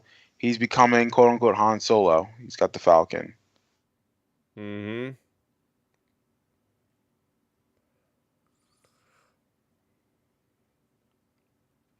Oh yeah. Yeah, It's this is pretty sad. cool. In the Clone Wars, actually seeing like a different biome on Corellia where it's actually all lush forests and everything. Yeah. It's different. Like usually Star Wars, all the planets are the same ecosystem. All right. It's like I So what? wonder. Go ahead, Ben. Oh, go on. I hope eventually you bring in a biomes like I hope we eventually get to see what Tatooine was like 1,000 years ago or something. You know, when it was had water and all that they referenced to in Book of Boba. Oh, Like I would love that. That would I be so bet they cool. were laying the seeds because they said that thing more than once in Book of Boba Fett. I Yep. bet you if they're ever gonna have an Old Republic movie, I bet you purposely go there and it's gonna blow everybody's minds. Like, why is there water here? All right. This is So Tatooine. at this point, they need to get off of Kessel, but they need something. Why do they need to put her memory in to the ship or her database? To Is it navigation purposes or something? I oh yeah, forget what it was. it's navigation I think, right, Chris? Yeah. Mm-hmm. Okay. That's right, 'cause they got to go through the stuff. They have to go through the clouds. Yeah. Yeah, I love that callback That's a to the dope shot. John Williams theme, Darth Vader. Yeah, no, I love this shot. It's so imposing. Seeing a Star Destroyer with all the lightning and the dark clouds, Mm. like that just seems evil. Well, they make a Star Destroyer, very threatening.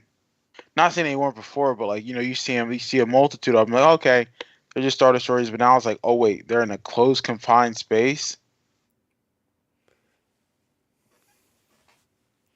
And it's great that John Williams actually helped create this theme for Han Solo. Like this is a nice little rhythm here. We know he's going to be helping Well, working out on the Kenobi's theme too, so that'll be cool. All right. yeah, I feel like with him, he gets so involved when it's especially like these like the big characters, Like I don't know unless they confirm it. I don't see him being involved very much in the Andor series. Just because it's not as big of a character as like Han or even like Rey for the sequels. Mhm. Obviously the original characters or Kenobi even. Like I think he just likes to be involved with these iconic characters. Mm-hmm. I just love Okay, the I will. handling. Oh, go Yeah, I ahead, was about to Ben. say no. This part is so dope. Like I do like this part because I'd be scared out of my mind. I ain't gonna lie. If I was I'd be backseat driving right now. Well, and the fact is, this Oh, guy's not even a force-sensitive character, and the way he's able to handle a ship at that speed, with Yeah, that many unpredictable elements that outside of that actual avenue, it's like, holy yeah. crap. oh yeah, I would be not looking out the window, that's for sure. I'd be Dude, like hiding under something, like, get me out of here. I'd probably be peeing Yep. myself, pooping myself. Like it'd be over for me. I love the dialogue. This is perfect for A New Hope, right? Like that snappy dialogue back and forth.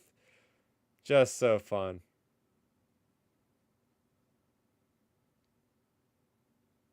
This scene is really awesome. It's very well done. I mean, this is the what people go to this movie for. Like they want to see the Falcon in all its glory in a nice ass chase to Kessel Run. We knew we were getting a Kessel Run. It's like, all right, it better go up Well, to expectations. see, here's the big thing with this is I just think it comes back to my point. I bring it up every now and then. Star Wars fans are not that difficult to please. Like this sequence, awesome. Like we Mm. don't need some complicated thing. Like this is like the type of action and stuff we need, and it's pleasing to watch. Like I just think sometimes Star Wars and other companies they get so worried about like overthinking the story to like tell this big message or whatever when it's just like just tell us a fun action packed story with some snappy dialogue and stuff and we'll be fine. Hmm. Yeah, this is Damn, where we start Beckett. to see the ship falling apart. Oh yeah, it's typical Falcon. This is like the asteroid field theme for John Williams from Empire Strikes Back. I just Mhm. about lost my mind when I started playing this music at this part. I was like, yeah. Oh, same. I hearing his music. I don't know. It just, like you said, it just brings back so many memories of Empire.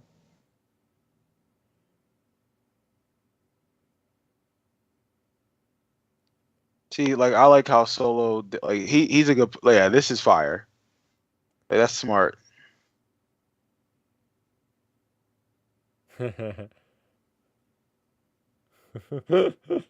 He That's just drives this craziness. thing like a race car. I love it.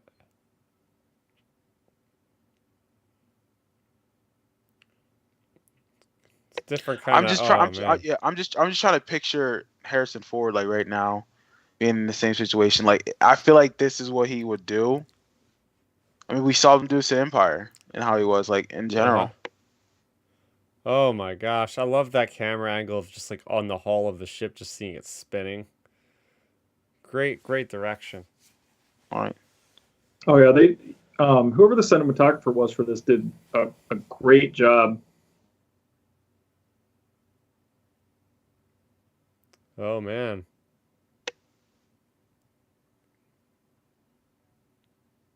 All right. So Mm-mm. they're uploading. Okay. Yep. Yeah. So they're. Oh man. I like the element of time. I feel like that's one of the best things about this movie at this point. Why the pace is so good. It's like, all right, we know that it's imminent. We know that the ship's gonna survive, Right. obviously, but it's still like a nice little plot thread where it's like, all right, we gotta go, we gotta go, we gotta go. Yep. What that's that's an important thing. Just in Star Wars in general, they need to take more hints from even this movie or inspiration from this movie. Like when you introduce the element of time, like the importance of it, like that adds so many more just underlying stakes for the audience. Like if you're just watching this movie straight up, you don't know what's going to happen to him potentially. I mean, heck, even like in Mando, like in Mando season 2, when the Dark Troopers are coming to bust in, like there's time, like there's stakes, like any more minutes longer, all the people, Mando and everybody would have been dead. So like when you introduce time and stakes like that, that adds so much more to these movies and shows. Hmm. Hmm. Now, what is this creature? I think it's called a Summa Verminoff or something like that. It's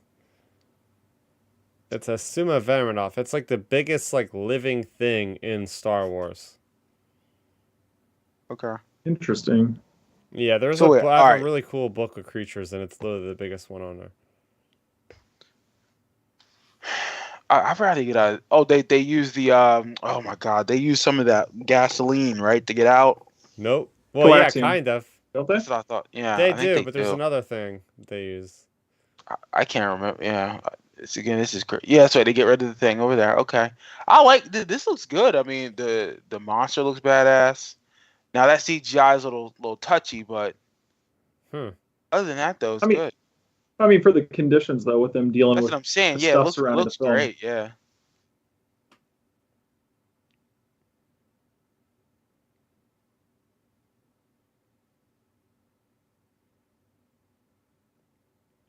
Oh my See, and gosh. I think they for sure have done like in these parts, just basically here on out. For overall, the lighting in the movie is way better, way better. Yeah, for sure.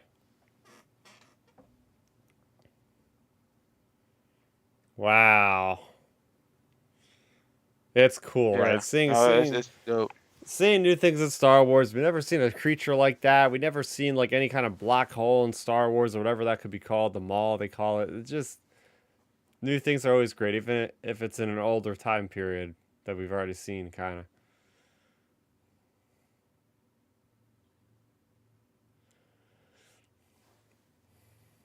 But yeah, it's this is pretty freaking suspenseful here. Oh, definitely. I mean, this is everything. It's picking up so much. So when he says he made the Kessel Run, like, is that what he's about to do right here? Well, basically, he made the Kessel Run by taking a shortcut. So yeah, Yeah. yeah, just did that basically. Gotcha.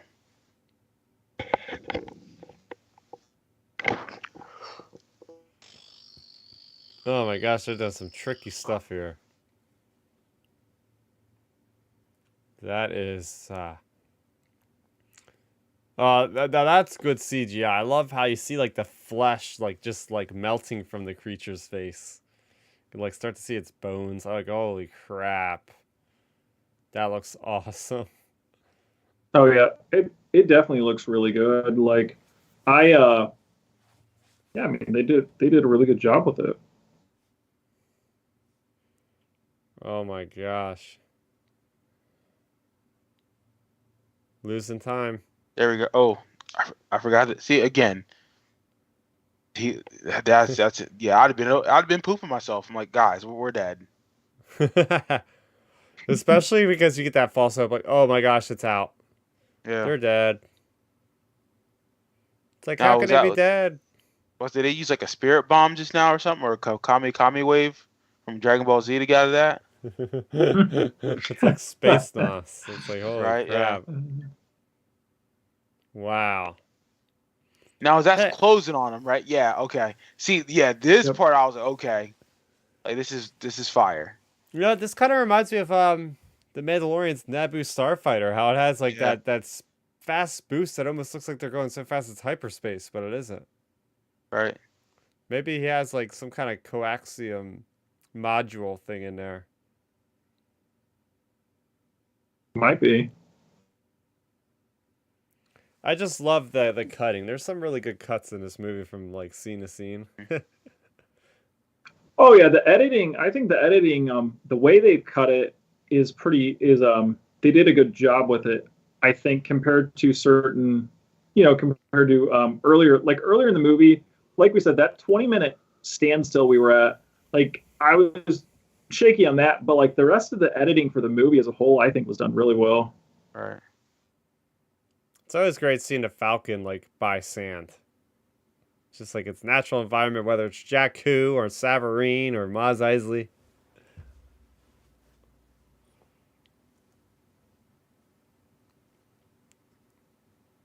Yeah, I feel bad for Lando. Oh, this is when their kind of brotherly feud starts, pretty much. Yeah, this makes sense. I like it. Like I see a lot of their love-hate relationship for sure. That's why we need like another movie or a series just to get this more fleshed out. Yeah, yeah. That's hashtag make Solo 2 happen. Yep. Shout Yeah. out. But I think yeah. that's the thing that the Lando series, if it is live action and does happen, I think the Lando series is going to be potentially the like we say with the Mandoverse, like a lot of that's the Thrawn trilogy kind of rough adapted. I think the Lando series might be the Solo 2 rough adapted, probably. Hmm. I think because Could there's be, no could way be. to do a Lando series without having Han and Chewie and all them in there. Yeah, so I didn't know if it was supposed to be foreshadowing or not, but just like seeing that scene between Lando and Han, you see like the wreckage of the Falcon. I thought for sure by the time Rise of Skywalker was all over and done with that, the Falcon would be destroyed. I feel like that was going to be like the big thing. Like, okay, this is the end of a saga, and the Falcon's also Yeah. destroyed. They're not getting rid of the Oh, Falcon. I 100%. I cracked so many jokes about that going into Rise. I was like, well, the perfect way for them to do things: load up the Falcon with all the main characters and have the Emperor blow it up. Like,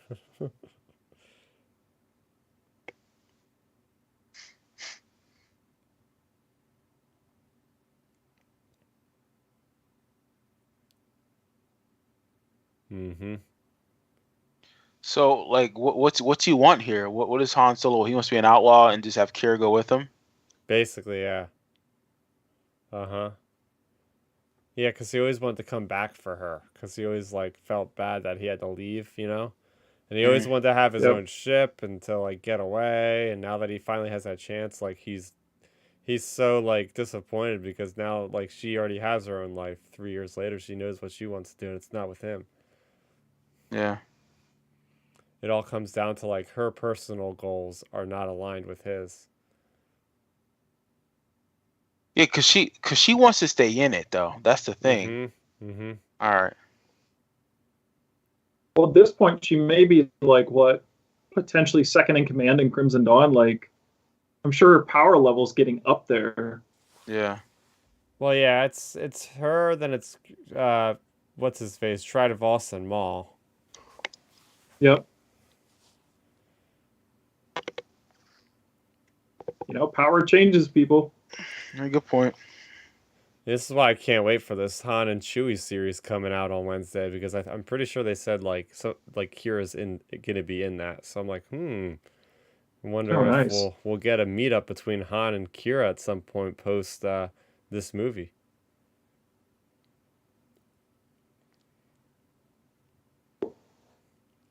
No, I had no idea that Enfys Nest was a female. I ain't gonna lie. Yeah, I thought it was gonna be some big person we knew about. Like, Yeah. oh, it's Boba Fett, or some, not him, but it was some character. Like an actor. Well, did they say what actor was? There was rumors of it. I mean, I don't know. No, she wasn't even at the movie premiere or anything. Okay. The actress, she couldn't be involved with anything until after the movie was out. It was so The shocking. funniest part.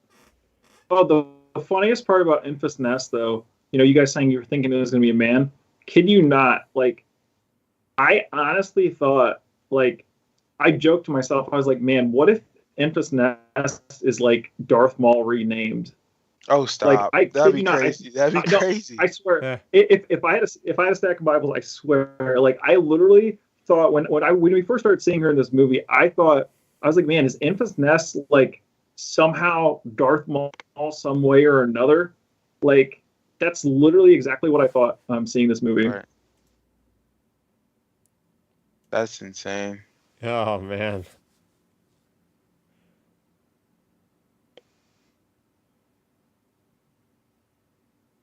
Well, see, and here's the thing with me though, guys. I thought that actually, just because I got the Darth Maul thing actually spoiled for me, unfortunately. It was in a random comment section. So I was, going through the whole movie. I was looking for Darth Maul. I was like, is this Enfys Nest? Good. I think it's Darth Maul. Like, it's got to be. Like, we haven't seen him. And I was like, it has to be Maul. Like, who else is that going to be? And then when she took that one off, I was like, wait, I thought Maul's in this movie. Yeah. So her motivation, help me understand this. She's actually she's not working for the rebellion or nothing like that, right? She's kind of like, she knows that the Crimson Dawn are around, and she's trying to just get this for good people. Like, she knows that the Empire is gonna get her or something. But so she's basically a vigilante. Yeah, she ultimately does give it to the rebellion, whether or not she's just working, but she's getting paid by the rebellion or whatever. Okay. So she's a kind of like Robin Hood. Gotcha.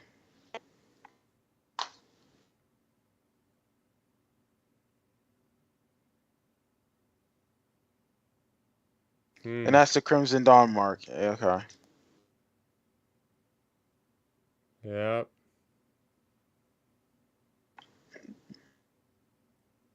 It always looks like a Death Star. Good, interesting point. Yep. Oh, that's so cool. You get benthic 2 tubes from the Rogue One. And Warwick Davis's character from episode 1 of Phantom Menace comes back. Got a Rhodian. I love the diversity in these different peoples. Well, that's one of the best parts of this movie is, the different aliens and droids and everything, people we get, like, compared to other Star Wars things. Like, I think they did a really good job with it. I mean, that was like one of my critiques of you in Force Awakens. I felt like it was just too, not as many like aliens and other species and stuff in that movie. And this, they did a really good job at diversifying it in terms of aliens. All right. I don't know about you guys, but I feel like anytime these wide open sand shots, I just think they always look so cool in the Star Wars movies, whether it be this or Rogue One, like on the beaches and stuff. Like, I just think it plays really well for a movie. for a I Star Wars mean, movie. Mhm. that's probably their bet though. Some of their better shots in Star Wars. I mean, we see a lot of sand throughout the series, so I mean, that's perfectly. They do a really good job of making it perfect. Like it's Mhm. this is a gorgeous shot. Again, I love how the dynamic is with this shot, with the characters. You know, like something's about to go down. You can already tell.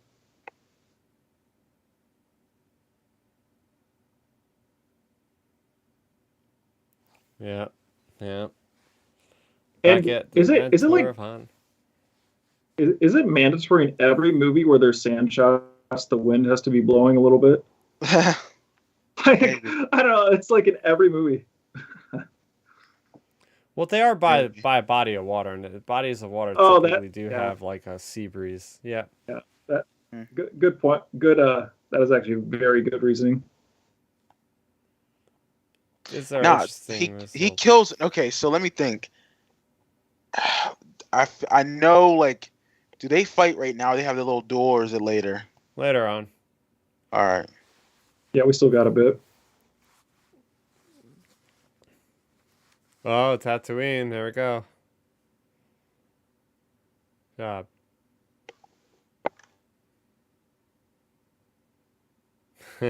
One of the biggest parts of the marketing. Big shot gangster putting together a crew.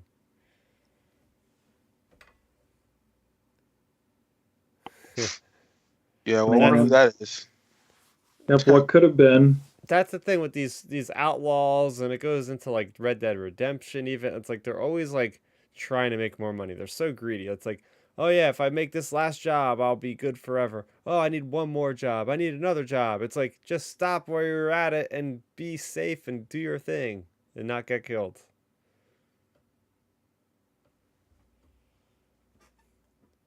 I had retired in Naboo. Say that Mm-hmm. again. I said I would retire to Naboo Oh, if for I was sure, one of dude. those outlaws. Like if I was one of those outlaws and you scored a big payday, I'd be like, okay, I'm done. Count me out of this criminal ring and peace out, people. Yep. Yeah, ain't no drama on Naboo no more. You're good. Yeah, go chill out Yep. next to some waterfall. Well, there's no turmoil until they screw up the weather and they have the thing that happens in Shattered Empire when the Emperor decides, oh, I want my own planet to be destroyed, and he tries to kill it. So Well, there's Oh, all but then that. thanks. Leia shows up. Yeah, Leia shows up and stops that, right? Yeah, yep. Well, Milton, there goes our retirement plans. It's all good.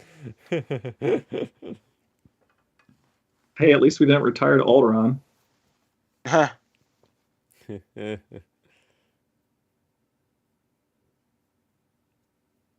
Mm-mm. Wait, so I think didn't what's the name talk to him just now prior to Yeah. Beckett? Like he knows he's screwing around.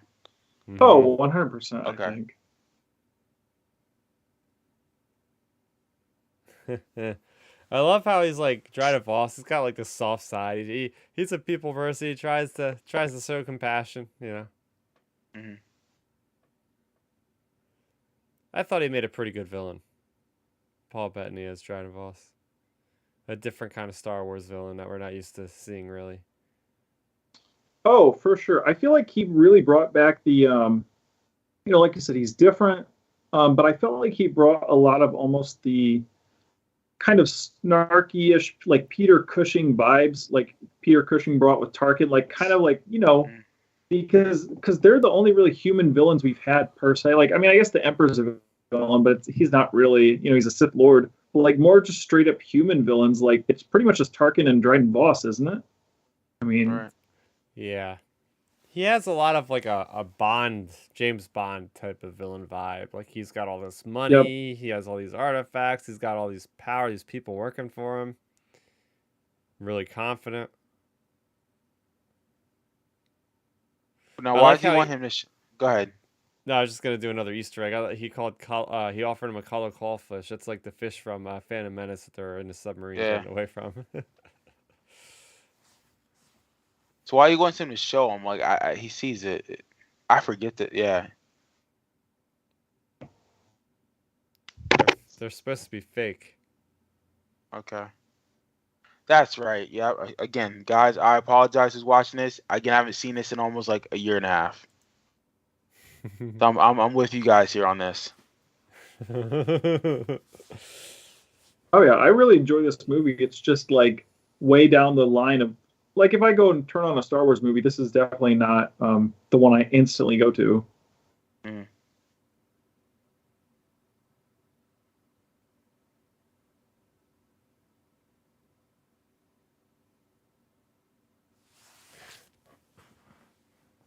Yeah, so apparently Dryden Voss, we don't, I guess he's considered a near human, so Hmm. that can mean Is a he lot of supposed to, is he things. Interesting. supposed to be like an alien or something? I guess like he must be like a child of a human or something else. I think that's Right. what that means. Yeah. It's funny. They have a Hasbro Black Series figure that I've never actually seen, but apparently it's a Dryden Boss. If you put him in a freezer, it activates like his facial stripe things. If he Really? goes into cold. Yeah, if you put him in a freezer, it like activates them. It's pretty neat. Right. That's pretty cool. I think a lot of people are expecting Darth Maul to like walk through the door at that point. When they're like, "Oh, who's this big person gonna be? Is it gonna be somebody we know? Is it Darth Maul? No, it's Beckett." Oh, that's still surprising. So Beck is going to try to double cross him now, which again, like that makes sense for his character, but that is kind of stupid though, bro. What are you doing? Like you know who he answers to. That is an interesting point too. Like, you know who the overarching bad guy is. Like, are we going to really try to double cross and stir up trouble with Darth Maul? Hmm.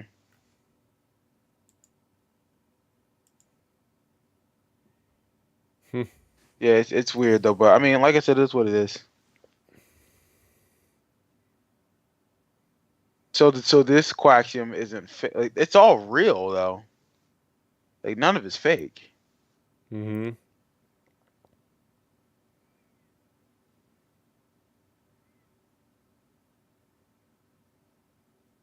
Dude, she's gorgeous, man. I'm sorry, like she's so fire. Very true. Like I mean, it's why I want to live Hey, in Star Wars. Like there's not it's not that many ugly women in Star Wars. Well, There there's a couple, but I mean, you know, humans yeah. don't Hey, they look good. you hey, go. Amelia, if you're watching, call me. Yep, Ah! there we go.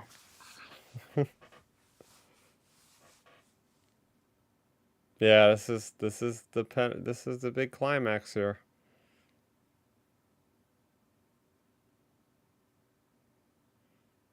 Oh Sure. man. Yep. So Okay, so yeah, all right, so you did take it out. yeah. So anyway, I mean, it's just nice little standoff, Western style. Yep. As any good Star Wars story, there's like multiple perspectives going on, and they Right. all tie together, and it all gets very fiery and very, very quick, very fast. Well, that's one of the good things I'm glad they kept up with this movie. Even is just sticking with that Star Wars trope of like multiple things going on. There goes Benthic, take him out. All right.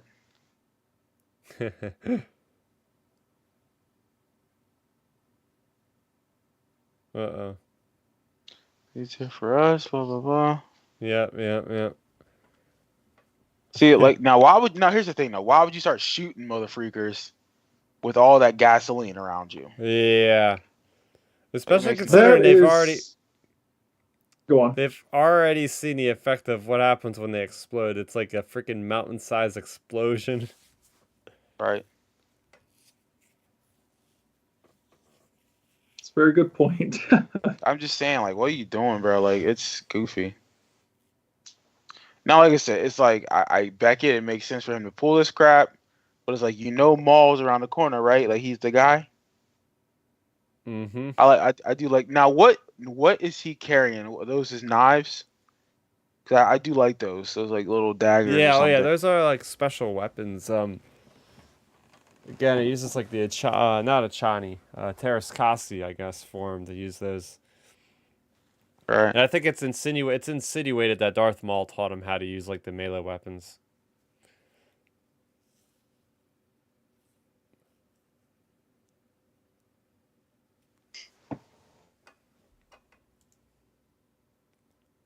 Dragon Ball should kick his ass, but I mean he seems like obviously he can just handle himself, but there's no way Solo should actually beat him.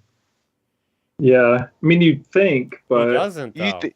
Yeah, It's Qi'ra that does it. that's right. I forgot. Yeah, true, because she takes care of him, because she covers for him. Yeah. But it's like that moment that I think she's been also waiting for like a self promotion. It's just Right. like, all right, well, this is my time to shine.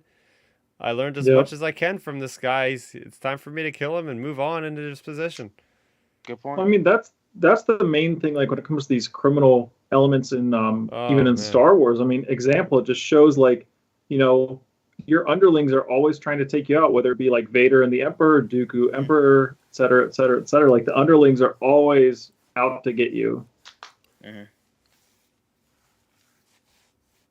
Yeah, she handily took Han down so fast. That's not even funny.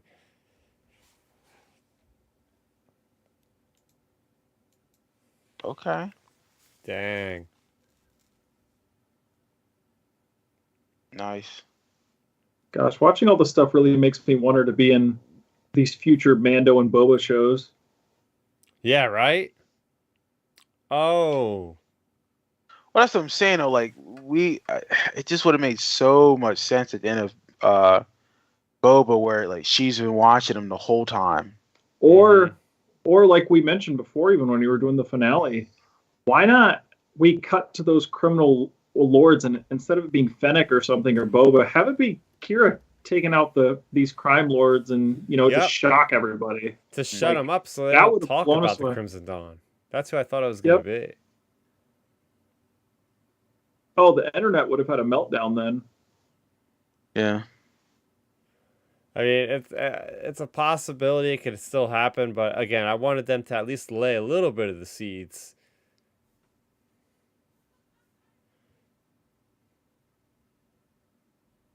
Yeah. So, well, we So, will like- see.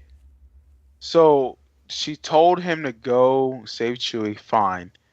Did she even have like any intention for him to come back? Like, did she want him to come back? No, I think she was just saying that to get him out of her hair. Yeah, she said, "Go, I'll be right behind you." All right. The equivalent of, hey, we can't date. We're just friends. Yeah. Dude, this part. Okay, I did not expect to see this character show up. This is the best part of the movie, in my opinion. Oh, 100%. I've watched 100%. I was cheering. I've watched this clip like probably 10,000 times. I feel like literally like I'll be on the treadmill like watching this clip just be hype. I'm like, oh, I love it. It's like only a minute and a half or whatever it is. It's so good. Yeah. Oh yeah, like Because the can't lie, music's Milton. so good for this scene. It literally to me also feels like I don't know why it just feels like a wrestler, like a build up. Yeah. Like I don't know why it does though. And then I'm thinking, oh wait, they're gonna bring him back in like a movie. Yeah. I was hyped, dude. I was like, let's go. And they got Sam Witwer to do the voice. Let's get it. Yeah, Whitwer and Ray Park as the body. Right. See, okay, so this is why I think for the whole Kenobi show, you can do the Inquisitor and bring back Jason Isaacs to do the voice. Because that's actually a very good point. Yeah, they did I it didn't with think Maul. about that. Oh yeah. Like you can do the voice. I don't need to hear this other British guy talk. I want to hear Jason Isaacs do the Grand Inquisitor. Yeah, Ray Park looks amazing. Yeah, when he grabbed that saber is fire too.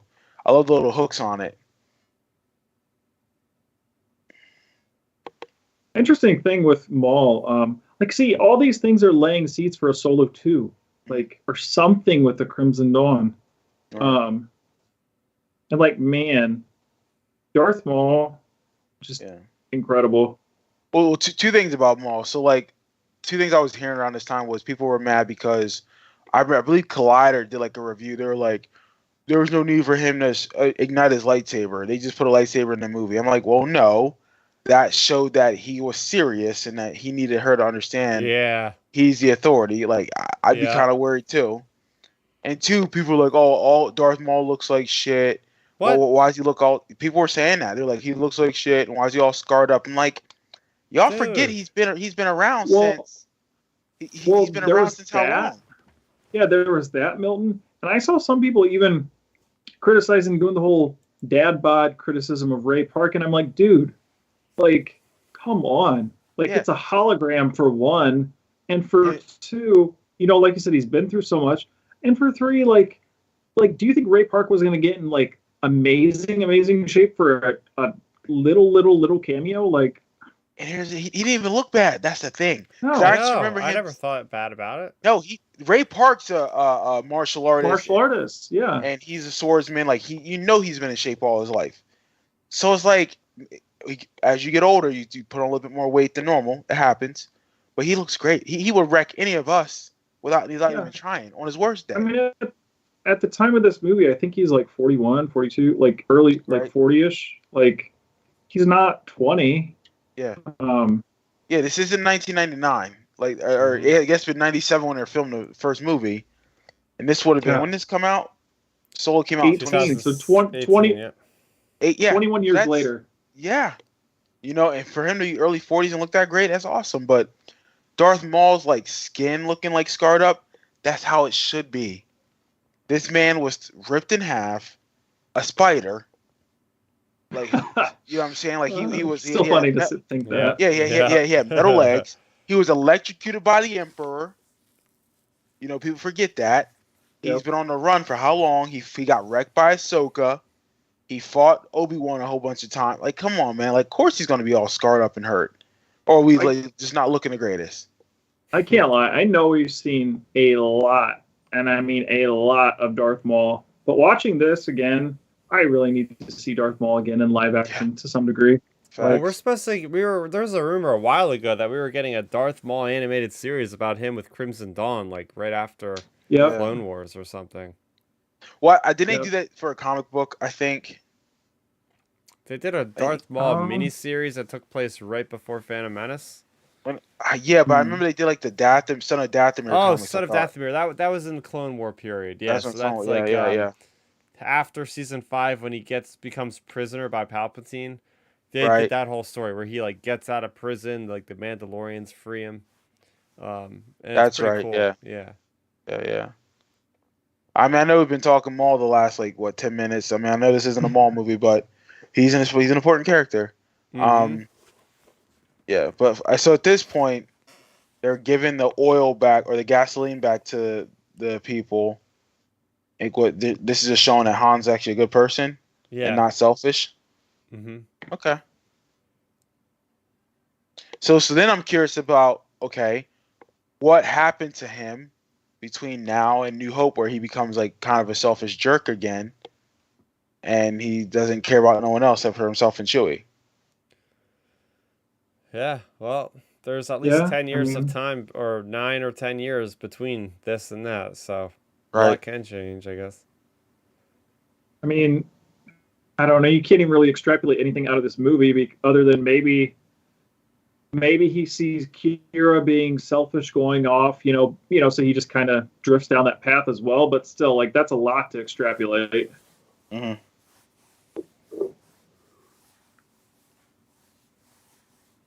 Yeah. Yeah, there's a lot of foreshadowing in this movie to New Hope, Yeah. obviously.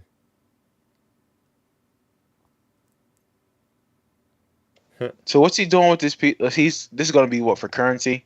Yeah, it's like his cut. That's right. He bets that. Okay. Yeah. Makes Don't sense lose to me. that. It's Yeah. like, yeah, it's just worth 20,000 credits. Don't lose that.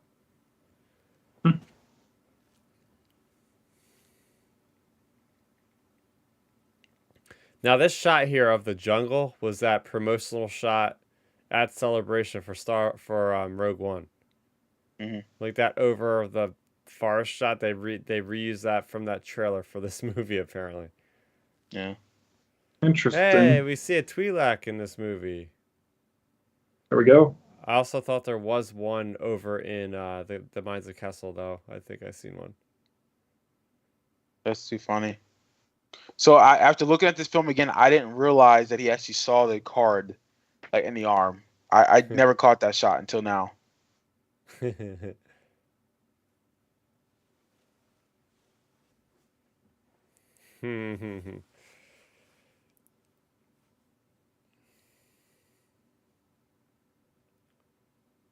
Okay. Huh.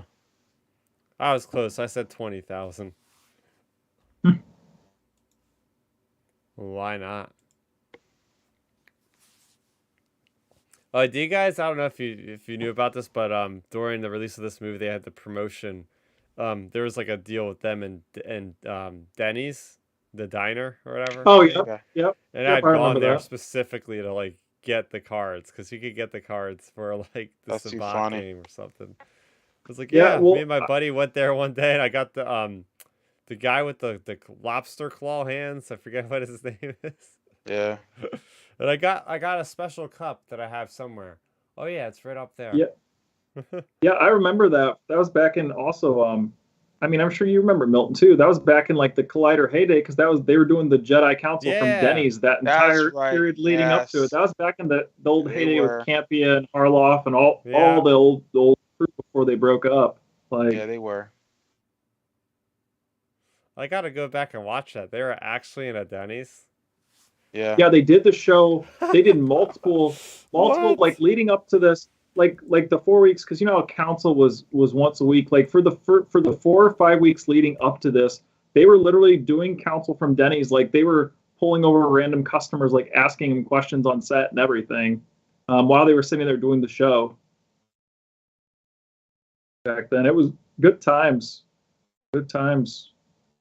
Yeah.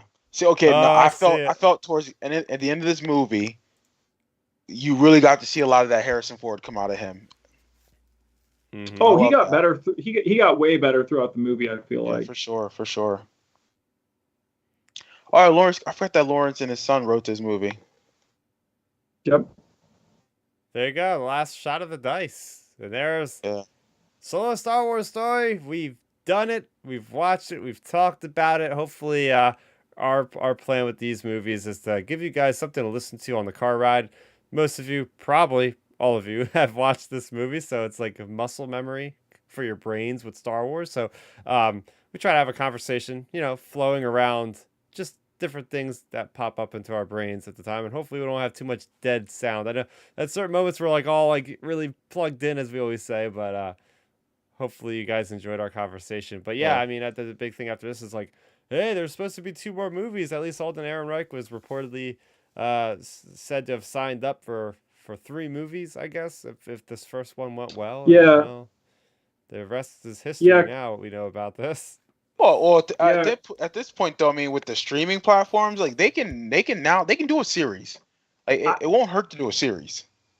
Oh yeah, a series. I think what they really should do, just like the Snyder cut was so huge for HBO, they need to, if you want to market Disney Plus, because Disney Plus, like let's be real, people only go to Disney Plus for Star Wars and Marvel, and that's pretty much it for like the majority of like a lot of people.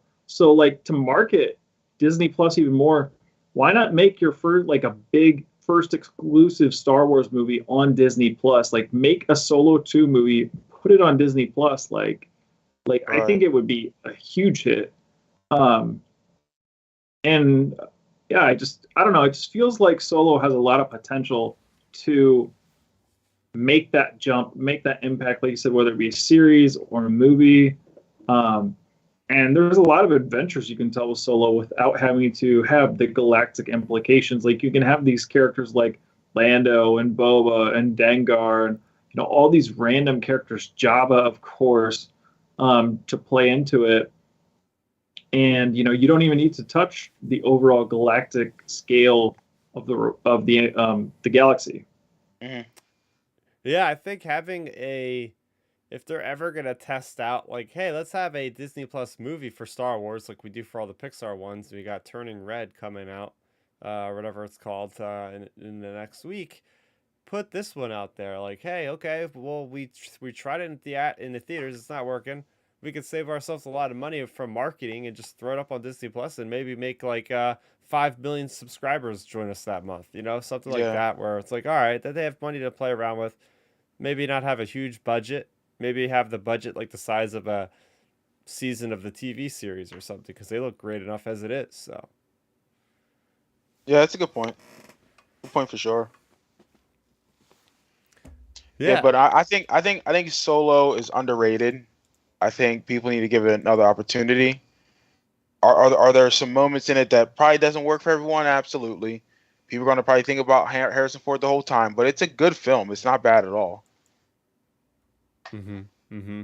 Oh yeah, no, it's definitely not bad. Solo, I think, is an underrated movie just because of the fact it got overshadowed so much in people's minds due to the movie that was released prior to it, a few months before.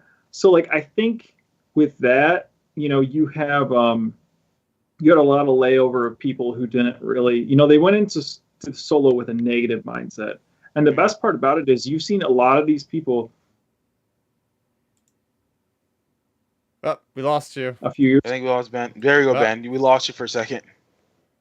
Oh, that's weird. Yeah, I still heard you guys, but anyways, so like when Netflix added Solo a few years ago, that was such a big, it was trending all the time on Netflix's most watched, like, on their top 10 thing. Like it was always like, in the top 10, like 7, 8, 9, 6. Right. Like it was in the top 10 a lot. So that shows there is a following there and it has rewatchability for that following. So like the Snyder cut, like you could easily do an exclusive, like you said, Chris, you could get 5-10 million people joining Disney Plus and then potentially, have hangover on, have them hang on longer as subscribers, because they could be like, oh, let's watch these other things, let's, et cetera, et cetera. Like there's a lot of potential there. And I feel like that would be a good testing the waters for Star Wars to see how an exclusive streaming movie would be versus a theater movie. Right. Oh man, yeah. So what one heck of an experience here. Like I was, Yeah, I one, say it's just like Indiana Jones in space, kind of. I really like this kind of feel. oh yeah, definitely. It definitely has an Indiana Jones feel. I mean, heck, we got the Crystal Skull in this movie, so it definitely has an Indiana Jones feel. So one thing, like wrapping up our whole commentary and everything. So let's you guys want to go around the room? What do you guys rate this movie? I mean, we rate everything else around here, so let's Right. give it a rating out of 10. Yeah. I'll go first on it. I actually like this film. It's not trash. It definitely had some backlash from that previous film that came out before it, but I try not to hold that against it.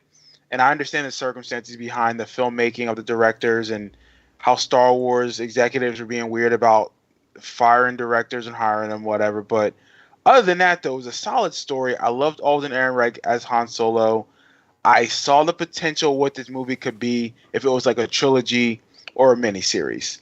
So if I'm going to rank this out of 10, I'd say this is a solid 8 out of 10. You know what? I hate to be, the same level with you, but I was actually thinking it 8 out of 10 myself. Yeah, I it's think, not a bad movie at all. It has some problems, but it's not terrible. yeah, I think like some of the camera work is awesome. I made a Yeah, mention of that a couple times. Some of the music cues are awesome. absolutely. The middle part, as you pointed out, I never really noticed it that being that slow, but yeah, it does slow down quite a bit. Um, some things that are real world things that we, unfortunately, that things played the way they did. There's no way around it. But other than that, a solid movie. A solid movie. I put it as 8 for me is more like a great. 7 is like good. 6 is like fine. I would put up there. It's a pretty great movie for me. Yeah, funny thing is I can echo that exact same point with you guys. I would give it an 8 out of 10 as well, just because I think it's fun. We have some good action. We obviously have the cameo of Maul, but setting the cameo of Maul cut that out of the movie, and the movie's still a lot of fun as a whole. Like, we get good action. As you both said, the only point in this movie that really was a negative for me was that 20-minute stretch we had hanging around that building. Yeah. Other than that, the whole movie as a whole was really good. I didn't like the color palette early on in the movie, right? But the action sequences, the train, the just everything, the character development of Han, I think they did a really good job. Chewie finally got some really good action. I think that he deserved, which I think played out really well. And overall for me, I would have to give this an 8 out of 10. Well, there you go. First spin-off movie. Next up is Rogue One, a Star Wars story. One. Oh, yeah. That's honestly that's probably my favorite Star Wars movie of the Disney era Star Wars, and it's a top 3 Star Wars movie for me without question. And it's very timely for this year because we have Andor coming out later this year, so I won't have to do another rewatch because I'll be doing it here eventually. Like we say, if it's a slow news week, we got commentaries, plenty of them left. So that's what you can expect. Before we conclude, so here's my thoughts on future commentaries. Have we thought about even exploring like a Clone Wars episode or 2 here or there, like doing that? I thought about it. I thought about it today actually. So I think it could be something that could be a lot of fun. I bring it up. I bring it up because my brother started rewatching Clone Wars again. He's like Milton. He legit texted me and he's like, "Clone Wars is so good." He's like, "You need to go back and rewatch it." I'm like, "You're probably right. I need to." Yeah. So that would be a blast. That would be a blast actually, and it would give us something to talk about. And hey, a thing we can kind of do for something like a Clone Wars rewatch, we can, even though it's shorter, heck, we could just make it like a double feature. Like if it's a 3-part arc or something or whatever, like we could, watch the 3 episodes for an hour because, they're only 22 minutes a piece. So we can bang out a few. Mm-hmm. Yeah. Yeah. There's usually 3 to 4 episode arcs, which we could easily do, easy in one video, right? So we usually go for 2 hours. So, and we are here for just a little bit over 2 hours. So hopefully everybody enjoyed, and send us your scores in the chat even after the fact. Let us know your scores as well. Remember, we have an email address too. If you guys want to send us questions, we're happy to answer those. Our email address is outerrimtransmission@gmail.com. So go ahead and send in your questions after the fact, and we'll try our best to answer them in a timely fashion. Of course, as I said off the top, make sure you go ahead and you tune in every Friday around 9 o'clock Eastern is when we go live here, and you can chat with us then. Or you can download us after the fact every Monday following that episode on that Friday, and we'll have that available on Apple, on Google, on Amazon, everywhere you can find a podcast. Just search Outer Rim Transmission. So what are you guys going to be talking about this week on Twitter or chiming in on? I know there's a certain other fandom that has a very big movie that a lot of people are talking about. Are either of you seeing the Batman this week? I most likely will see it probably either tomorrow or Monday. I'm off on Monday, which is nice. I have a 3-day weekend, which is great. Nice. If I don't see it tomorrow, like I said, it'll be probably Monday. I'll probably do some golfing on Sunday because there's no football, so I'm trying to at least do something on Sundays. Yeah. And other than that, though, hitting the gym and just relaxing, man, and just trying to enjoy a 3-day weekend. But other than that, though, I'm excited for the Batman. Hopefully, it's good. I hear good things. How about you guys? Yeah, I got tickets for Monday night, so I'll be watching it. Nice. In Gotham City itself, I'll be watching it in New York, so I'll be right in the right. Wait! I thought Gotham was based off of Camden, New Jersey. What? That's what I was. My research has told me over the years. See, I thought I've heard that as well, Chris. I am 100. Yeah, I'm like it's pieces of New York, or it could be Camden, New Jersey. Like, because I think Metropolis is like somewhere in Delaware, because of like the whole like Bay relation or something. You go check it out, Chris. Jersey's your spot, so you should know. But you won't ever catch me anywhere near Camden. That's a Camden's over the top. As a wise Jedi master once said, it's a hive of scum and villainy. I do not want to go near. Yeah, they're not wrong. If anyone from Jersey listen to this, I'm sorry, but it's true, and you know it too. So yeah. Oh, that's great. Yeah, sounds like a good weekend for you guys. I have similar plans. Most likely we'll see it this coming week at some point, ideally early on. And then other than that, for the weekend, just gaming, meal are you gaming prepping on? on Xbox. Well, just playing some Madden and playing some Battlefront and stuff. So that's always Which fun. Battlefront? The new Battlefront 2, I guess I would say. Oh, I'm surprised. I thought you were gonna say 2005. Well, Oh, you know what? If you just said PlayStation 2, I'd have been like, oh my god, I'm coming to go get it right now. I need to. Well, the thing is, I need to actually buy the original, buy Battlefront 2 off the Xbox store Yeah. because since I got the new Xbox, I can't use the disc anymore. So yeah, I'm kind of out of luck on that front. Doing that, and then I will just be most likely meal prepping and playing on Sunday. Diet's going good. I'm down 5 pounds now in Nice, 3 man. weeks. Damn. Yeah, so we're getting there. Got a ways to go for sure, but Yeah. hey, it's a process. Losing a pound or 2 pounds a week, it's That's going good That's though. a good way. That's a good way to do it. Nice That's and all. healthy. That's how you and do not it. Yeah. just- Ben, I'll tell you exactly. what. Now as I'm thinking about it, Ben, I might have to go up to our state capital, which is Harrisburg. There's a store up there that has some vintage games. If I can find Battlefront 2 from 05, I might have to get it. Gotta play the campaign with Tamara Morrison narrating Oh, narrating as the clone trooper like that. I might. You know what, Ben? I might have to make a trip up there this weekend because for anybody listening, if you have a chance to play the original Battlefront 2, for sure play the campaign. It's called Rise of the Empire, and you literally start from the Battle of Geonosis and you play clear until the Battle of Endor, and you're getting narrated throughout the entire thing by Tamara Morrison as this clone trooper making his way through basically the Empire. Oh and my it's gosh, a that's awesome. Great story. Like one of my favorite parts. I know this is really extending the podcast, but hey, that's what we do. Like one of my favorite parts of that whole campaign is when you get to Order 66. It's great because you hear Tamara Morrison narrating, and you get to the part with Ki-Adi-Mundi, and he's like, when the orders came in from the Emperor, he basically is like, when the orders came in from the Emperor, I'm glad we were all wearing helmets that day because we, basically, they felt really bad for having to kill their Jedi general. Like the clone troopers in that iteration still felt, they weren't turned so robotically like they were in, the recent arcs, but they still actually felt for the Jedi generals, even though they were having to kill them. So it put more personality to the clone troopers, and it's an amazing campaign. Like you literally play through the entire Empire side of things, which is great compared to being on the Rebellion side. Now, real quick. Now that's the game that we have to remake. Remember we were talking about Respawn having 3 games in development. One of them is being led by the guy that did the original Battlefronts.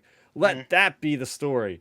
That transition of a clone to a trooper. Maybe make him a death trooper eventually or something like that. That'd be sick. That would be amazing. And one of my favorite parts of that campaign is when you go to the Jedi Temple. Like you literally go to the Jedi Temple and you have to slowly take over the Jedi Temple, different parts of it, destroying the Jedi archives and everything. And then it's great because after you secure a certain part of the temple, they're like, Master Skywalker is entering the temple. Prepare for whatever. And then you click over on your directional pad and you become Anakin. And it's great. So you get to go in and you get a bunch of Jedi Masters coming out trying to take you out. And it's funny. Funny in a dark way, I guess. But it's funny the way that whole sequence ends. You take out all these Jedi Masters, and when you take over the main parts, the main part you end taking over is leading into the council chambers where the younglings are at. Oh my gosh. And then it cuts, and you go to the next mission. Wow. But no, that was a different time back in gaming when nowadays games would probably get roasted for that just because the way things are. But that original campaign, great stuff, guys. There you go. So gaming is coming back for Star Wars, even if we have to go back in time and play some of the classics. So you guys can follow Ben on Twitter at RealBenMaynard. You can follow Milton at MiltonWeber7. You can follow Chris Starrapter at Starrapter. Thanks everybody for watching, and tune in next week to see what we might be talking about. That's going to do it for us here. That was Outer Rim Transmission number 48, End Transmission.